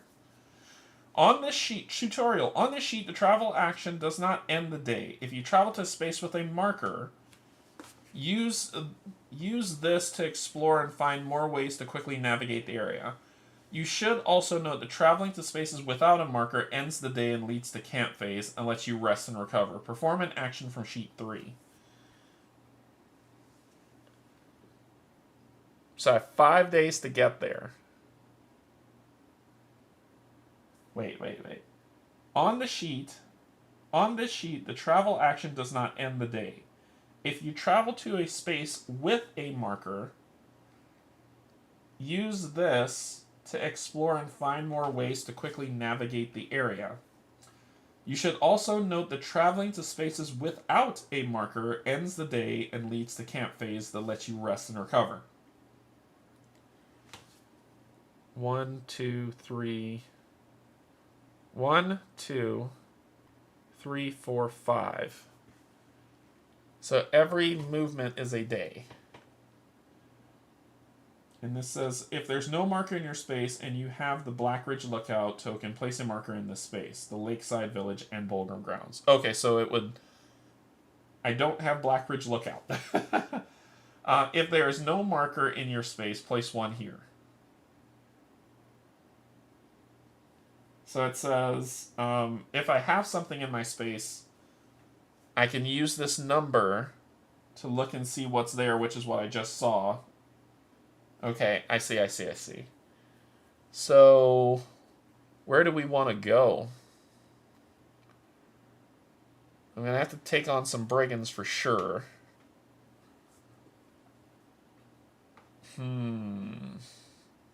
Or, it says the Luada Shrine is at the Ruined Mansion. I am a Covenant of the Moon Lady, so I'm actually going to go to the Abandoned Township up here and go to 175. This right here reminds me of Tainted Grail. So we go to 175.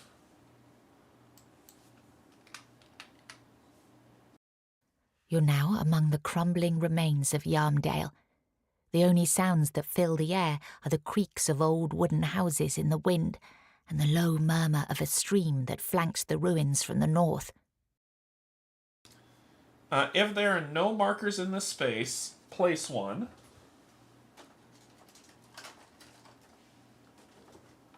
Okay.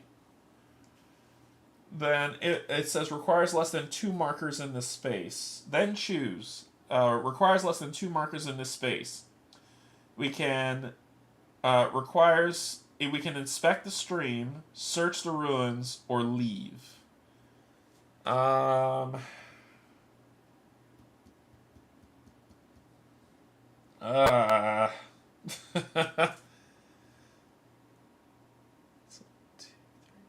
She's gonna die if I don't beeline it there.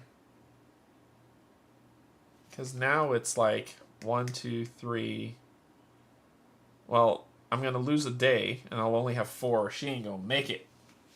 So it says explore. Go to the entry listed in the space. Travel. Move the party model to any connected space. Then, if there's a danger model in the space, read 144. If there's no marker in the space, progress the time token by 1. If the time token reaches the end, go to 128. Otherwise, go to 125. So we move to the space, but this thing says I get to do something. If there's no marker in the space, place 1. Then choose. The terminology is different. Whoa, is 128 the camp phase?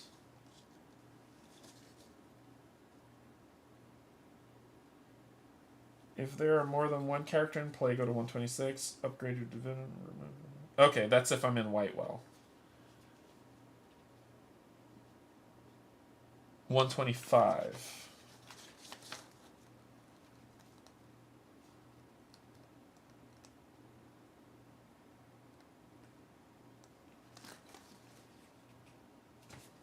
Okay, so I only get to explore during the next day. Gotcha. So I will turn this to 4. Go to 125. Another night on the road, a blessed time when you can forget about the light slowly eating its way through the disk of Luada. Roll a d8 and check the result. So roll a d8. I rolled a 1. We're going to move the danger model to the triangle space to the crossroads. Okay. If there's a danger model in your space, go to 144. Place the camp sheet in your story tracker and resolve the camp phase. Take an action from sheet 3. If there place the camp sheet. Okay, so we're camping for the evening, which is this. So if you notice the pockets, you'll sock it in and things will upgrade. So this says, each character with an advancement token in their pouch may advance. For more on advancement, see the player's handbook. Well, why don't we?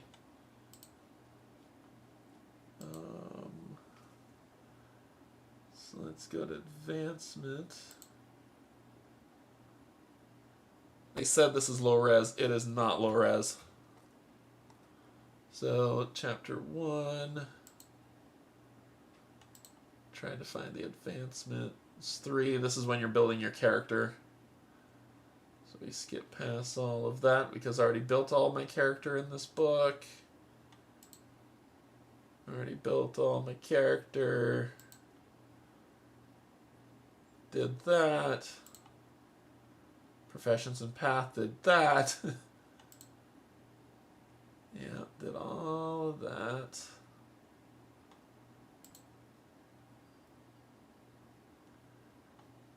Just looking for where it says advancement. Departure. Character advancement. Woohoo! Here it is. Okay, character advancement is a crucial aspect of your journeys through Evershade. In this chapter, we will discuss the mechanisms behind gaining experience and leveling up your character so that you are better equipped to embark on ever greater challenges. Each character has 3 separate trees to advance in. The shortened version of these trees, used to mark which advancement you have, are on your character board. The full trees that show below... Oh, okay, so that's an advancement token that's here. The full trees that are shown below of each advancement can be found on the following pages of the handbook. The name of your primary tree is the same as your profession. So our primary is Paladin. Okay. The name of your secondary tree are listed on your advancement help card, and the same as the first 2 keywords of your profession token, which is warfare and battle magic. Gotcha. Primary trees are unique for each profession. Secondary trees have some overlap between the professions. Only a hunter has a hunter primary tree. Whenever you gain an experience point, put a universal marker on the first free slot in the experience bar of your experience board. Then if all empty slots of the experience bar become filled, you gain an advancement if that happens. Take out the first available advancement token from the XP bar. Okay. That would be probably one of these guys. Okay. Put pictures with your stuff. Alright. Move the token to any slot in the primary or secondary tree.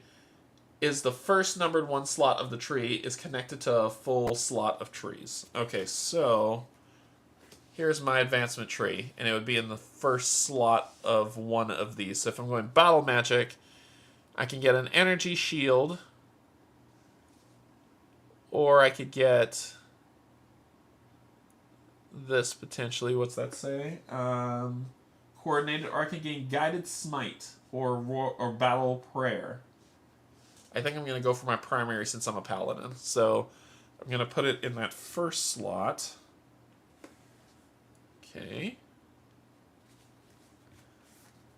To check the specific rules of each advancement, check its number on your specific primary or secondary tree on the following pages of this book. Your profession token lists all 3 trees your character uses. So this says Guided Smite, PO2, or Battle Prayer, PO5.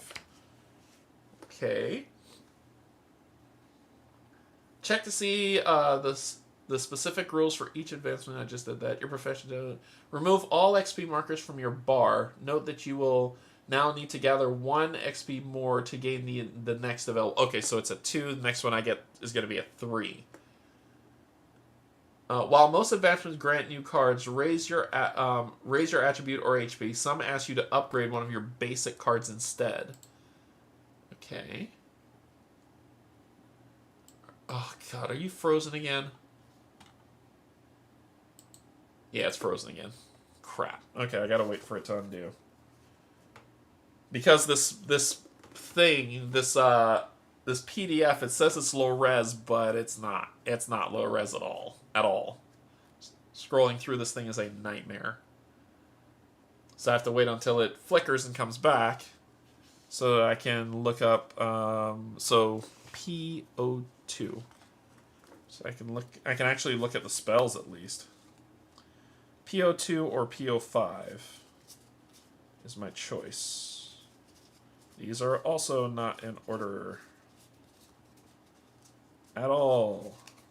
Okay.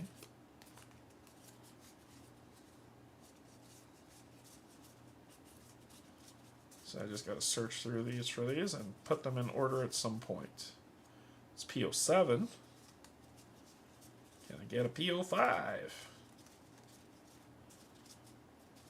Alright, it's not going to be in there.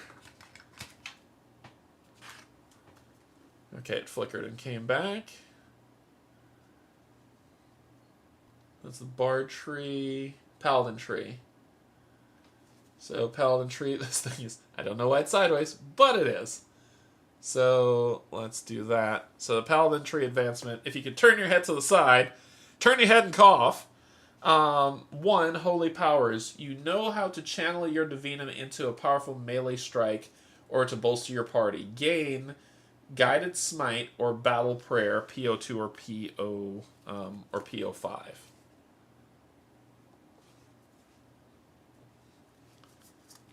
So let's find, here's PO2 and here's PO5. Okay, so let's take a look at what we have to pick one of these. So here's Guided Smite. Attack magical requires melee, so it's within range 1 of me. Roll strength, add my divinum die, need 1 success, how much ever I rolled. Pay 1 boon to deal half divinum damage. So it's using my divinum die to just do a little bit of a smite attack. And then we have Battle Prayer. Roll for charisma and divinum to hit an 8. If I get 2 successes, resolve the effect on the back. If I get 1 success, gain a terror, resolve the effect on the back. The effect on the back says add number of successes rolled and your divinum. If it's 2+, 1 character gains 1 chosen boon. 5+, 2 different characters gain 1 chosen boon. This is great for a group. This is great for me. So Guided Smite sounds like my type of thing, but I don't have a way to gain a boon, and I have to gain 1 of these to get it. So methinks I will take Guided Smite, and this would be cool, but this sounds fun for this sounds good for parties. Self and allies in range 4. Yeah, figured. So I'm going to take the Guided Smite for solo. Alright, so I gained this, and this is an offensive action. So we will... Let's see, what do we got here? And it's a triangle. So we've got defense, defense, defense. Triangles can fit there, so it can go there. Okay. Alright, so I did my upgrade of that one. Cool, cool, cool. Is there anything else I need to know while I am advancing myself?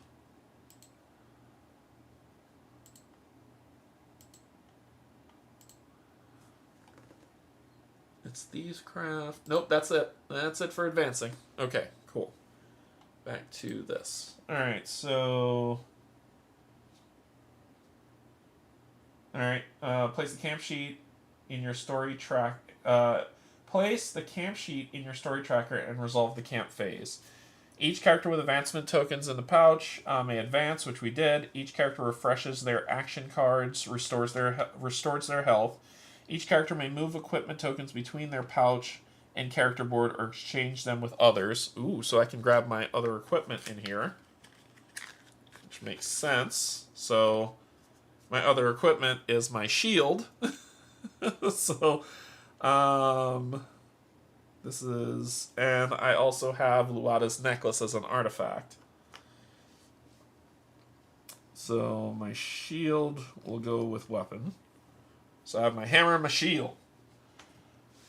Okay, each character may move action cards between their hotbar and pouch.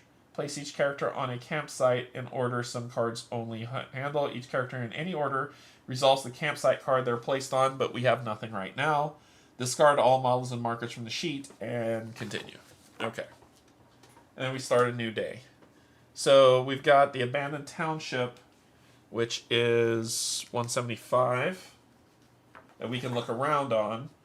And we have requires less than 2 markers on this space, so we'll inspect the stream going to 176. If we have something in end, which we don't, we can choose one character with Dwerg or Pathfinder. Dadgummit, I thought I had Pathfinder. Nope. This character rolls for initiative +1 for wild. I just need...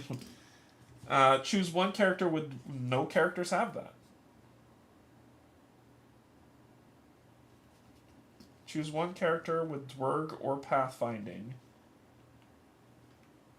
What happens if you don't have that? I assume you can't do it. So there's nothing left by the stream.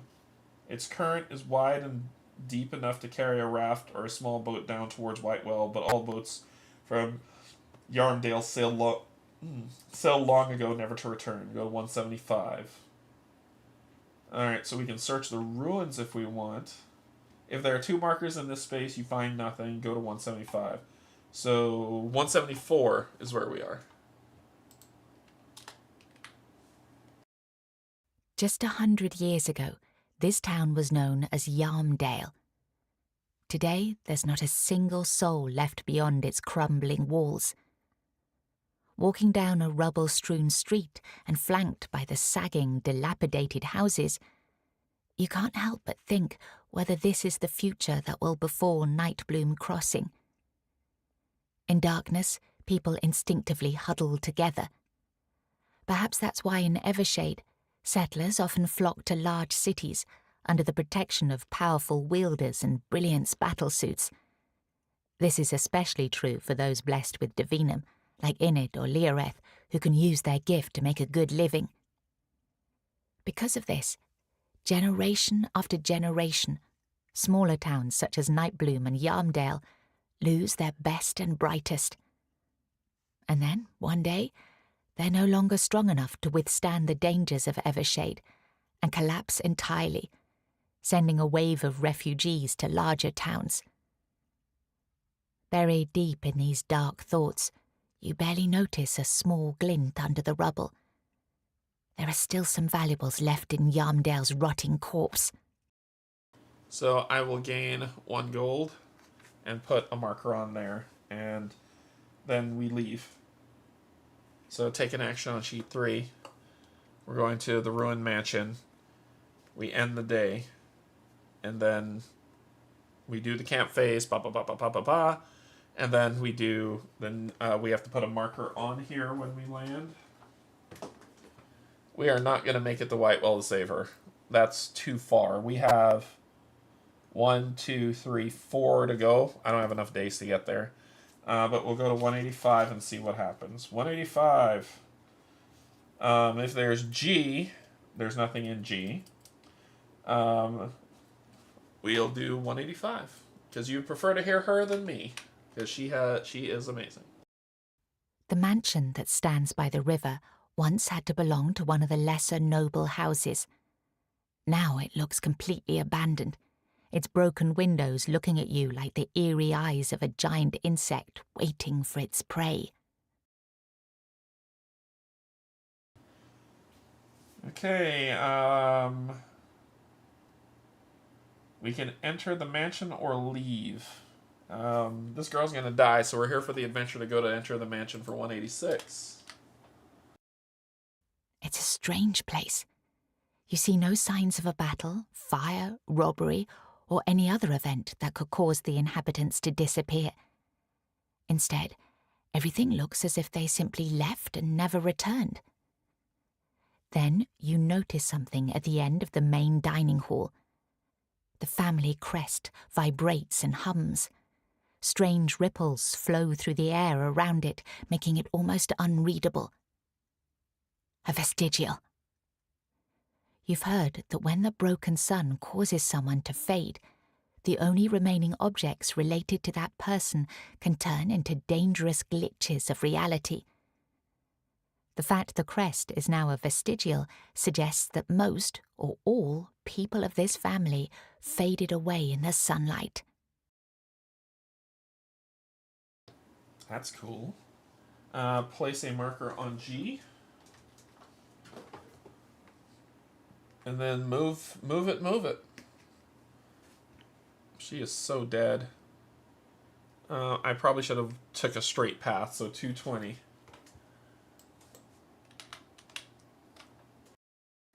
The river widens into a calm lake. On its far shore, you see a poor, small settlement. As you stop in the hamlet, a woman asks whether you're bound for Whitewell. Why, yes. Yes, I am. So, if you have death and there's one or fewer markers in your space, I don't have death. So, we are going to say yes and go to 221.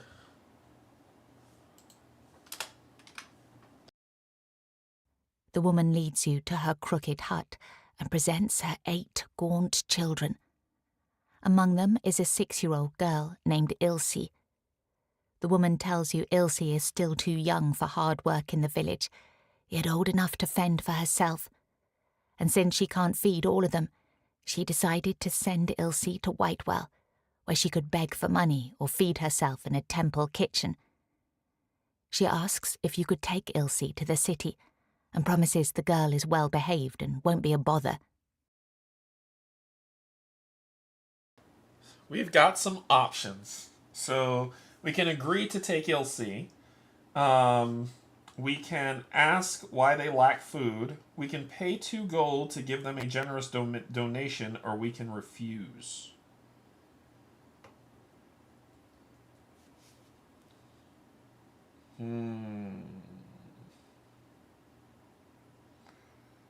I think we're gonna take her. We're gonna take her. Hey, Steve, we're gonna take her. So, agree. Ilse looks scared, but she climbs onto the cart without a word of complaint.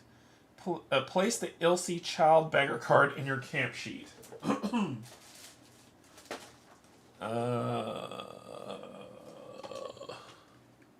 not that. So let me zoom out so you can see what I'm doing. Ilse. Oh, it's underneath here, isn't it? Where is it? It's where their stuff was. Where did I put that? I put that somewhere and now I can't find it.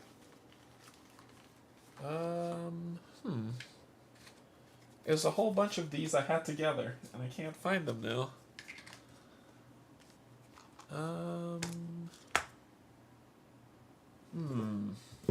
What did I do with all of that?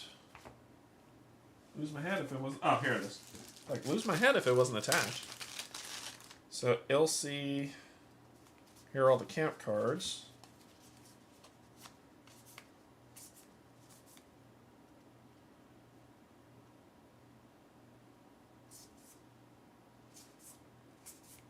Ilse, child beggar. So this is going in the camp. Up to 1 character can go talk to her. And it looks like she's by a log. So what's really cool, here's what's really cool about this. You match the picture of it. And then... Where is the slide in? Where's the slide in? Where's the gap? Where's the gap? Here it is, it's on the side. And then you slide it in. And now when we do the camp phase, look at that. The picture continues, and now when we do the camp phase, she is an option. The one thing it didn't tell me to do is add Lorith to that camp slot, because she has a card in here. But it didn't tell me to add her, so I won't. Okay, so add her to mark L on the story tracker.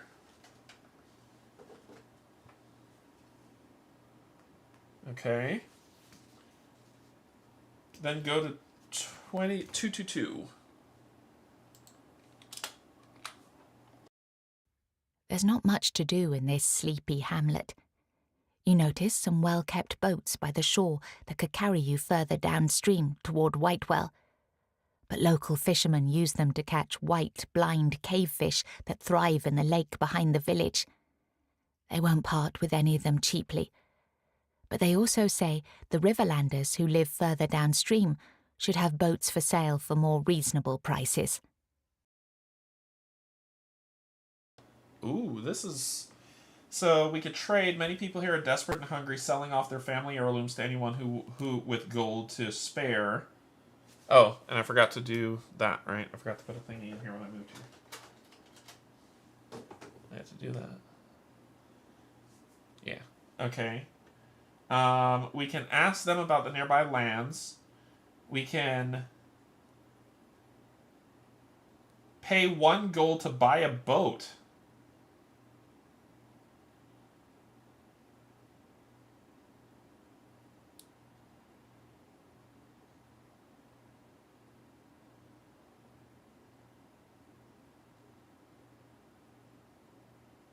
Yes.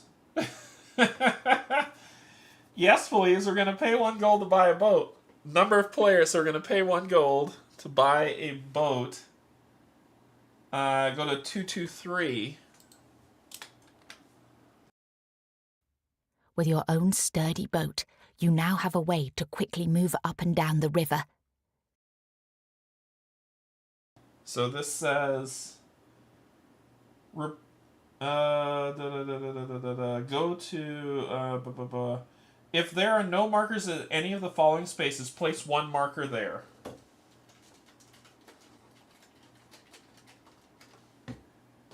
The lakeside village, there's 1 there. The upper riverland. And the lower riverland. Holy biscuits. And take an action on the action sheet. But, yeah, because she got... When we move... Okay, I got to read how this works.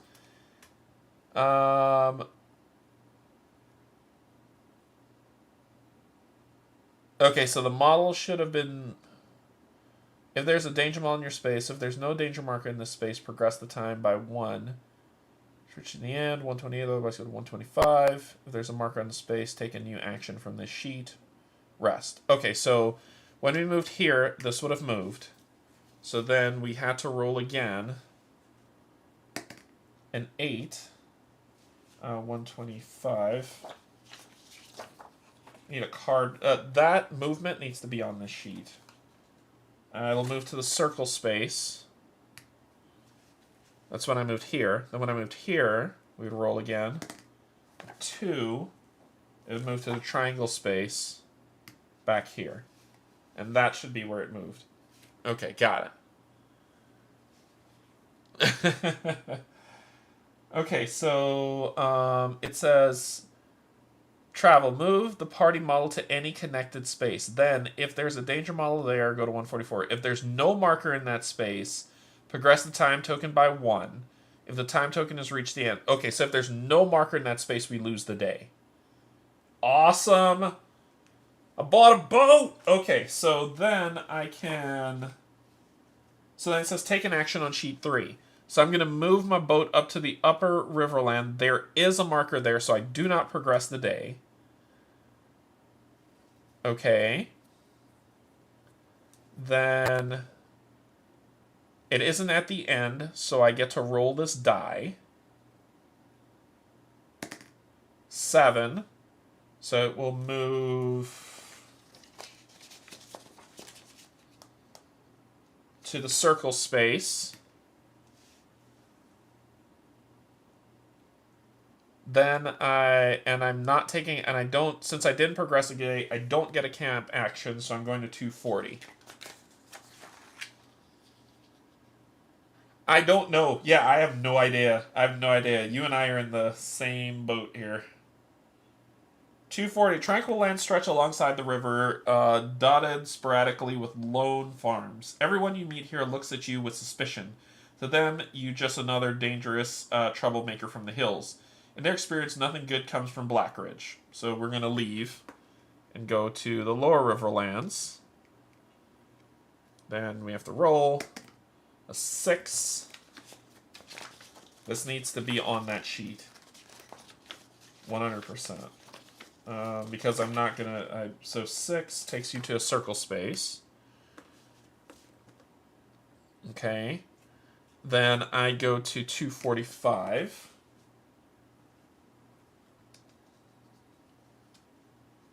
A tranquil and prosperous region hides in the shadow of Whitewell.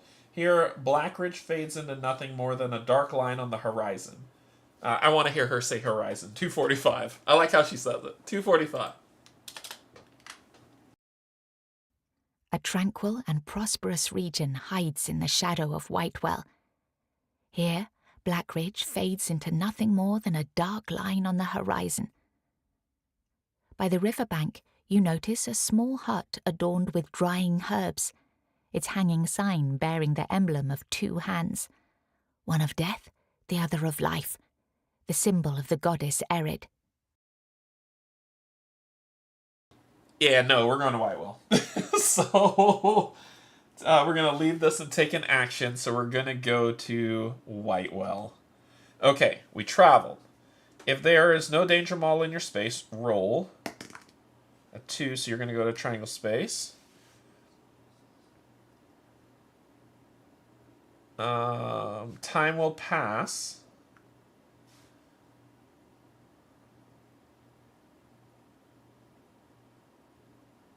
Get to Whitewell probably before the time runs out. So time will pass. I'll put a marker on Whitewell.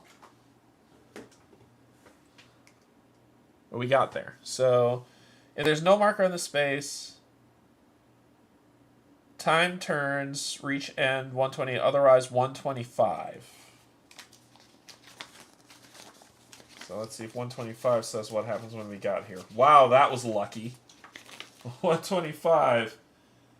E or D? No. We do the, if there's a danger model in your space, take... Well, we got the Whitewell. So what happens when we get the Whitewell? Progress the time track by 1. If the time track has reached end, go to 128. Go to 125. This will end your day. So we move them where they needed to move. How do we... Each advance, action, heal, character, only characters, discard all models. We could talk to the girl if we want.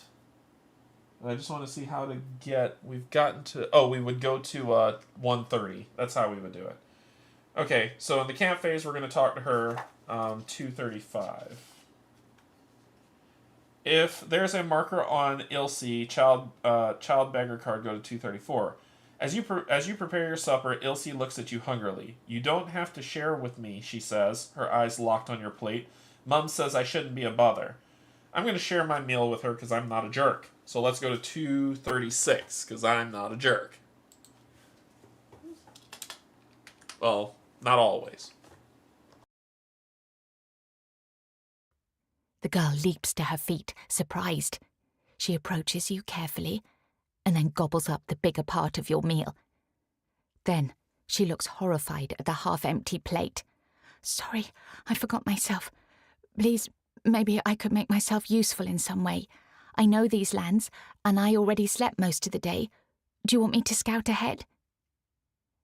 You think for a while. The area is dangerous, but the girl is small, agile, and knows this region. As dangerous as it is, she could try to help you find a path forward. Should you risk her life to get to Whitewell faster, potentially saving more lives in the future?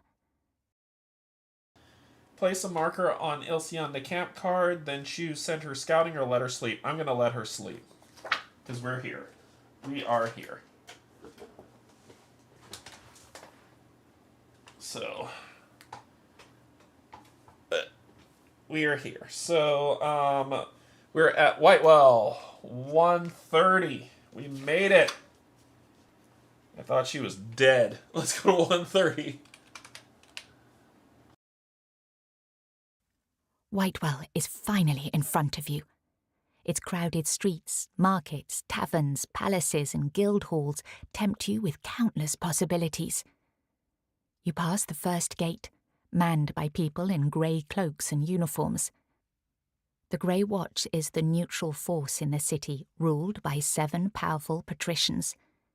You've heard stories of their corruption, but thankfully they let you pass. Past the main gate, you see several more guards and people in colours of the 7 ruling families: Oldenbach, Tom, Whalen, Longmire, Kazad, Merev, Stillwater. It seems everyone wants to have eyes and ears at the main entrance. And yet no one gives you a second glance, with the exception of a small, gaunt man who's looking at you carefully. When you turn your eyes to him, he disappears into the crowd. Not long after, you're on the main streets of Whitewell, ready to make your next step. If Ilse Child Beggar is in your camp sheet, go to 132.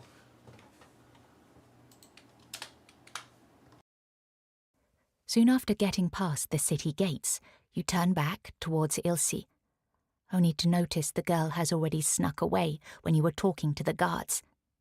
Perhaps she didn't want to bother you, or perhaps that's what her mother told her to do once inside the city. In a spot on the cart where Elsie sat, you notice a small object, a crude bracelet with a small white crystal made by a child's hands. At first, you think Ilse must have lost it, but then you realise it must have been some sort of payment or a thank you. Taking it, you promise to yourself you'll look for Ilse later, once the more urgent things are sorted out. Alright, so we're going to gain a white bracelet item. I love that they put the names on the back of these as well, so no matter which side you look for them, you'll find it. White bracelet. So she left us this artifact. So we'll put that in our small item. Okay. And it says 138.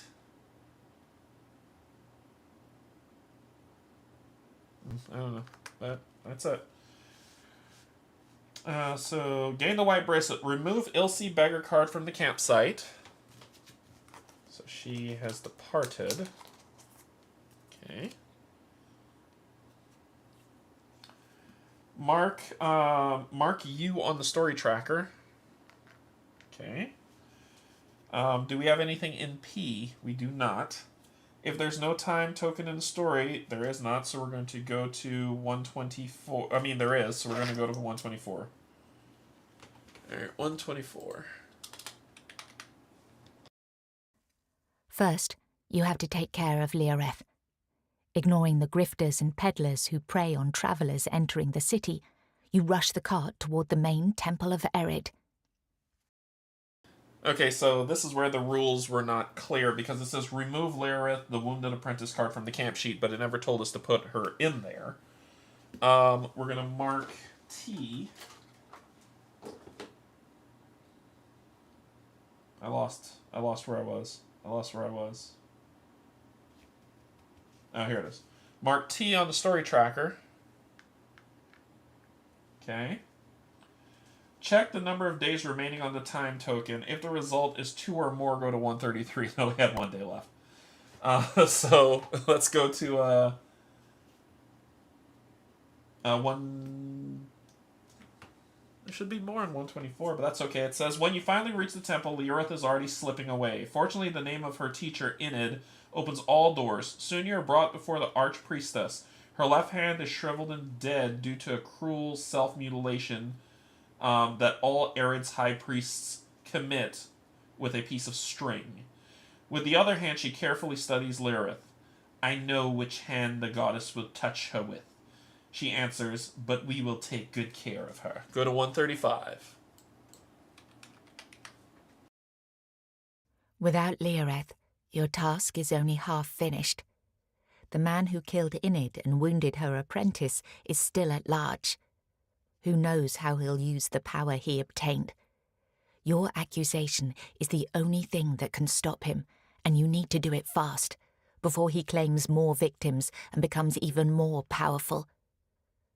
Your only real option now is to go to Whitewell's Court of the Realm and testify against the patrician Valerius Oldenbach.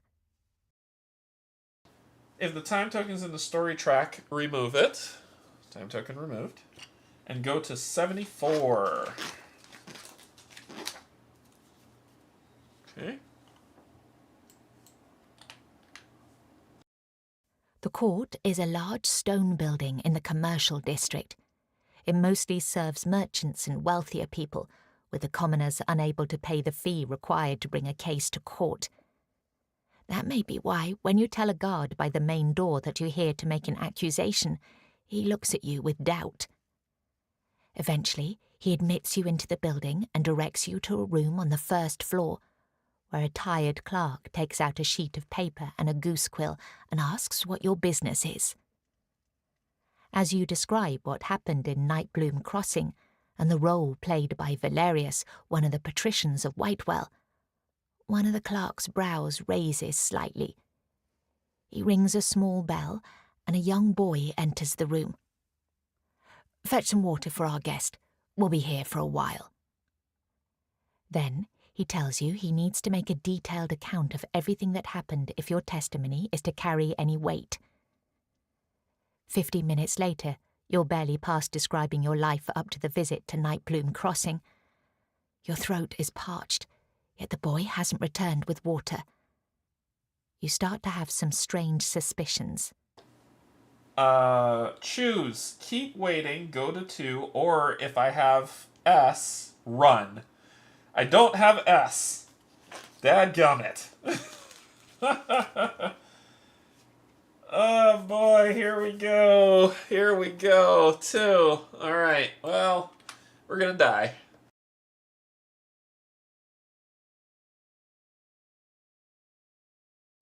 The scribe works slowly. He asks about the same details several times, noting down your words letter by letter. Suddenly it dawns on you. He's stalling for time. The moment you realize this, loud noises come from the stone corridor of the court. A group of armed guards bursts into the room, led by the boy. The scribe sighs with relief. He takes the document he so painstakingly calligraphed and then tears it before you. You were never here, stranger, and this blatant accusation never happened. In fact, you never reached Whitewell. You died somewhere in the wildlands, he says, gesturing at the guards. They rush towards you, and you suddenly realize you have only one chance to save your life. You rush past the scribe toward the window, throwing him to the ground. Then you leap onto the street, 1 story down. The landing is painful, but you do manage to get away from the courthouse, limping. So cool. Okay, I gain another injury token, which is bad. Super bad. Super duper bad. Where are the injury tokens? I just saw them. Here they are. So that's my second injury. I'm close to death. And I'm going to 83. Oh dear. A district away, you finally slow down. The sound of the chase died a long time ago. The Grey Watch didn't get a good look at your face, and with so many people crowding the streets of Whitewell, you doubt they'll find you. Limping along, you take a turn and stop, flabbergasted. Just in front of you, the streets and houses end abruptly, leading to the largest hole you've ever seen. A well so large, people on its other side are barely visible. From the enormous depths, you raise your eyes to the shield of Luada, far above the sky. There's a faintly visible red spot there, small as a pinhole. Yet the light coming through this hole each midday was all it took to carve out the centre of the city and turn it into a giant chasm in just 600 years. As you admire this view, a small man approaches you and grunts to gain your attention. You turn to him and recognize the same person who was watching you as you passed the gate. "You came from Blackridge, didn't you?" he asks. "Are you perhaps looking for work?" Then he explains his employer, another patrician named Desmond Kazad, is looking for tough outsiders who would assist him in a very delicate matter. You say a short thanks to Luada, gazing at her pierced disk in the skies. Whatever this Kazad wants, this is your chance to get in front of one of the 7 ruling patricians. From what you've heard, they're not exactly friends. This looks like your only chance to go after Valerius and finish what you've started. So this says each character gains an XP. And remember, I have to get 3 to level up. Then discard sheet 3 and all tokens and models. So sheet 3 is gone.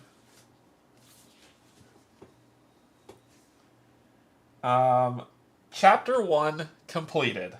You finished the last act of Chapter 1 of the Into the Whitewell adventure. Depending on your choices, the first part of Chapter 2 can take about 45 to 2.5 hours. Before proceeding, ensure you have enough time and that none of the players are tired. We have to stop here. So I want to keep going because I'm like, oh my god! But we have to stop here because from what Barrett told me that Awakened Realms doesn't want people going past a certain point. You know, it gets into big story spoilers. So we're going to stop here because we just finished Chapter 1 of Act 1, and we'll be moving into Chapter 2 of Act 1, which would be the next thing that we would do. Oh my gosh, I'm so excited. I don't know. I think this is cool. I don't know how much of you think this is really amazing. I really like it. I really like it. It does, like, the whole moving around the board, using up stuff, that reminded me heavily of, where are you? Of, Tainted Grail. But it was just the movement around and the exploration and things that came up. The story markers that are here, these are kind of like the lingering things that happen in the world. So what happens when you get a cube, that'll impact something else in the story as it goes through instead of it being smooth sailing. The game did not, I read all the marks and the game did not say to add Leoreth in here, but this was her card that would have been on that sheet. And we could have talked to her for 250. So I'm just going to take a quick sneak peek at that, just to see what it says. So it says you approach her, and whenever we choose to do it, it depends on the number of days that we're on. So I think it would have been first in there, so it would have been the first day, which would have been actually the 4th day, because we had lost the day before, so it would be 261 when we talked to her. And she says, I'm not well, Leoreth utters with visible effort. If I die, please put my divinum to good use. Help the people of Blackridge. Without Enid and me, I'm afraid of what will happen to them. The sick children, the ailing women, the wounded men, please, they need a healer. Her wounds look beyond your help. Without the Archpriest of Whitewell, you can only attempt to delay the inevitable. So it says choose, if we require something in H, which we don't have. Oh, a blank in H. 10 to Leoreth's wounds, which we would mark in H. Then we make an intelligence check. Do we have medicine, knowledge, or survival? No, we would have sucked. And we needed 1 success, and that would reduce the timer by 1. Reduce it by 1. Oh, no. So if we succeed, it uses time to try to help her. We can try to kill her in her sleep. Really, we can. Or we can leave. Wow, that is nuts. That is nuts. Will there be a next episode? No, unfortunately not. Unfortunately not, because I would love to go on. The reason why I'm stopping is not because of time. It's because when Barrett sent me this, he said, Awakened Realm says they don't want people moving past the first chapter because it has their story spoilers. But this entire book is the first act, so it goes through all the chapters, all the acts, and I have all the pages to go through all Act 1, 2, and 3 for the Into the Whitewell adventure. So this is the first adventure they sent as a preview for people to play. But for streamers, they don't want you going past Chapter 1. So unfortunately, I have to stop here and pick it back up when the game delivers, when it comes out to us. Because this was really good. I really like this. There's a lot of really great story. The narrator is just fantastic. Oh, this is so good.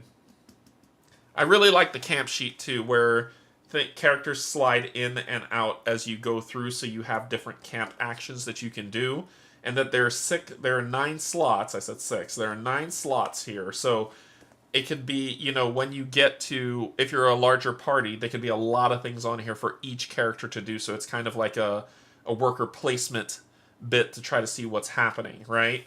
That seems cool. I've got 2 injuries on me, so what I'd really like to do is remember where I am, so that when the game delivers, if nothing has changed, pick up where I left off. But I think there's another character I want to make other than Riva, the elf, that I want to use. And if that's the case, then I might have to restart brand new going through this, and then you might see some different decisions I make. So we'll see how it goes. I would love to do more, but unfortunately, if I even remotely kinda sorta want Awakened Realms to even recognize that I exist, I'm gonna respect their wishes. Because I like their games, and I'd like for them to send me copies of stuff at some point if they care. That left me hanging too short, but yeah, I understand. Yeah, it left me hanging too.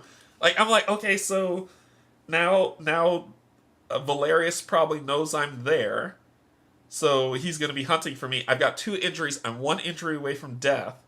I haven't had a chance to heal at all to get rid of these injuries.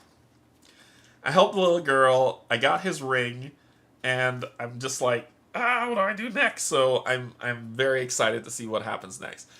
But we're going to end it here. I hope you enjoyed the playthrough, the audio narration app that I created to play Emma Powell's remarkable work. I hope y'all enjoyed that and it wasn't too much of a pain. And yeah, that's going to be it for this one. So this, once again, is a preview of Lands of Evershade. Everything you see here is subject to change. Thank you, Barrett, and for being so kind as to send me this so I can, try it out. Because after I watched his playthrough, I immediately went all in on this pledge. Because I was like, this is going to be good. And the writing seems pretty solid. So, yeah. They have their pledge open right now on GameFound. So if you are interested, look and see what works for you. There is just a core with standee, so you don't have to go all in, spend a bunch of money. So if that's all you want, go get the core. But if you want it all, get it all if you have the discretionary income to do so. But I hope you've enjoyed this playthrough. This has been fantastic. Yeah, I think that's going to be it for here. What's coming up? Thursday, I'm going to play another game because Pac-Man's not available for Aeon's End. And then Gamapalooza is this weekend. So Friday, Saturday, and Sunday, I'll be over at the Co-op Guild with Steve and Kim playing games on their channel. So check that out and join in the fun. Yeah, your app is amazing. I wish you had made one like that when you play Ether Reels. If they would send me the audio, all I require from Awakened Realms for that to work is for them to create. I can even help them create an API endpoint that just links to audio files. I will write the app myself, and it's a simple HTML file. I could send this to somebody. It's that simple. It's so easy. But it's very simple to write, very simple to use. And if they have that API endpoint with just the text and the audio file, I'm solid. And which is very easy to do as well. So hit me up, Awaken Realms. Anyway, that is going to be all for today. If you like what you saw, hit the like. If you, and you're always welcome to hit subscribe if you want. Hit the bell to get notified. I will see you all on Thursday and then on the Game of Palooza. Until then, thank you to my patrons, subscribers, and if you're neither, just coming in to hang out, thank you and welcome as well. Thank you for joining me as well, should I say. I love you, and there's absolutely nothing you can do about it. Bye, everyone.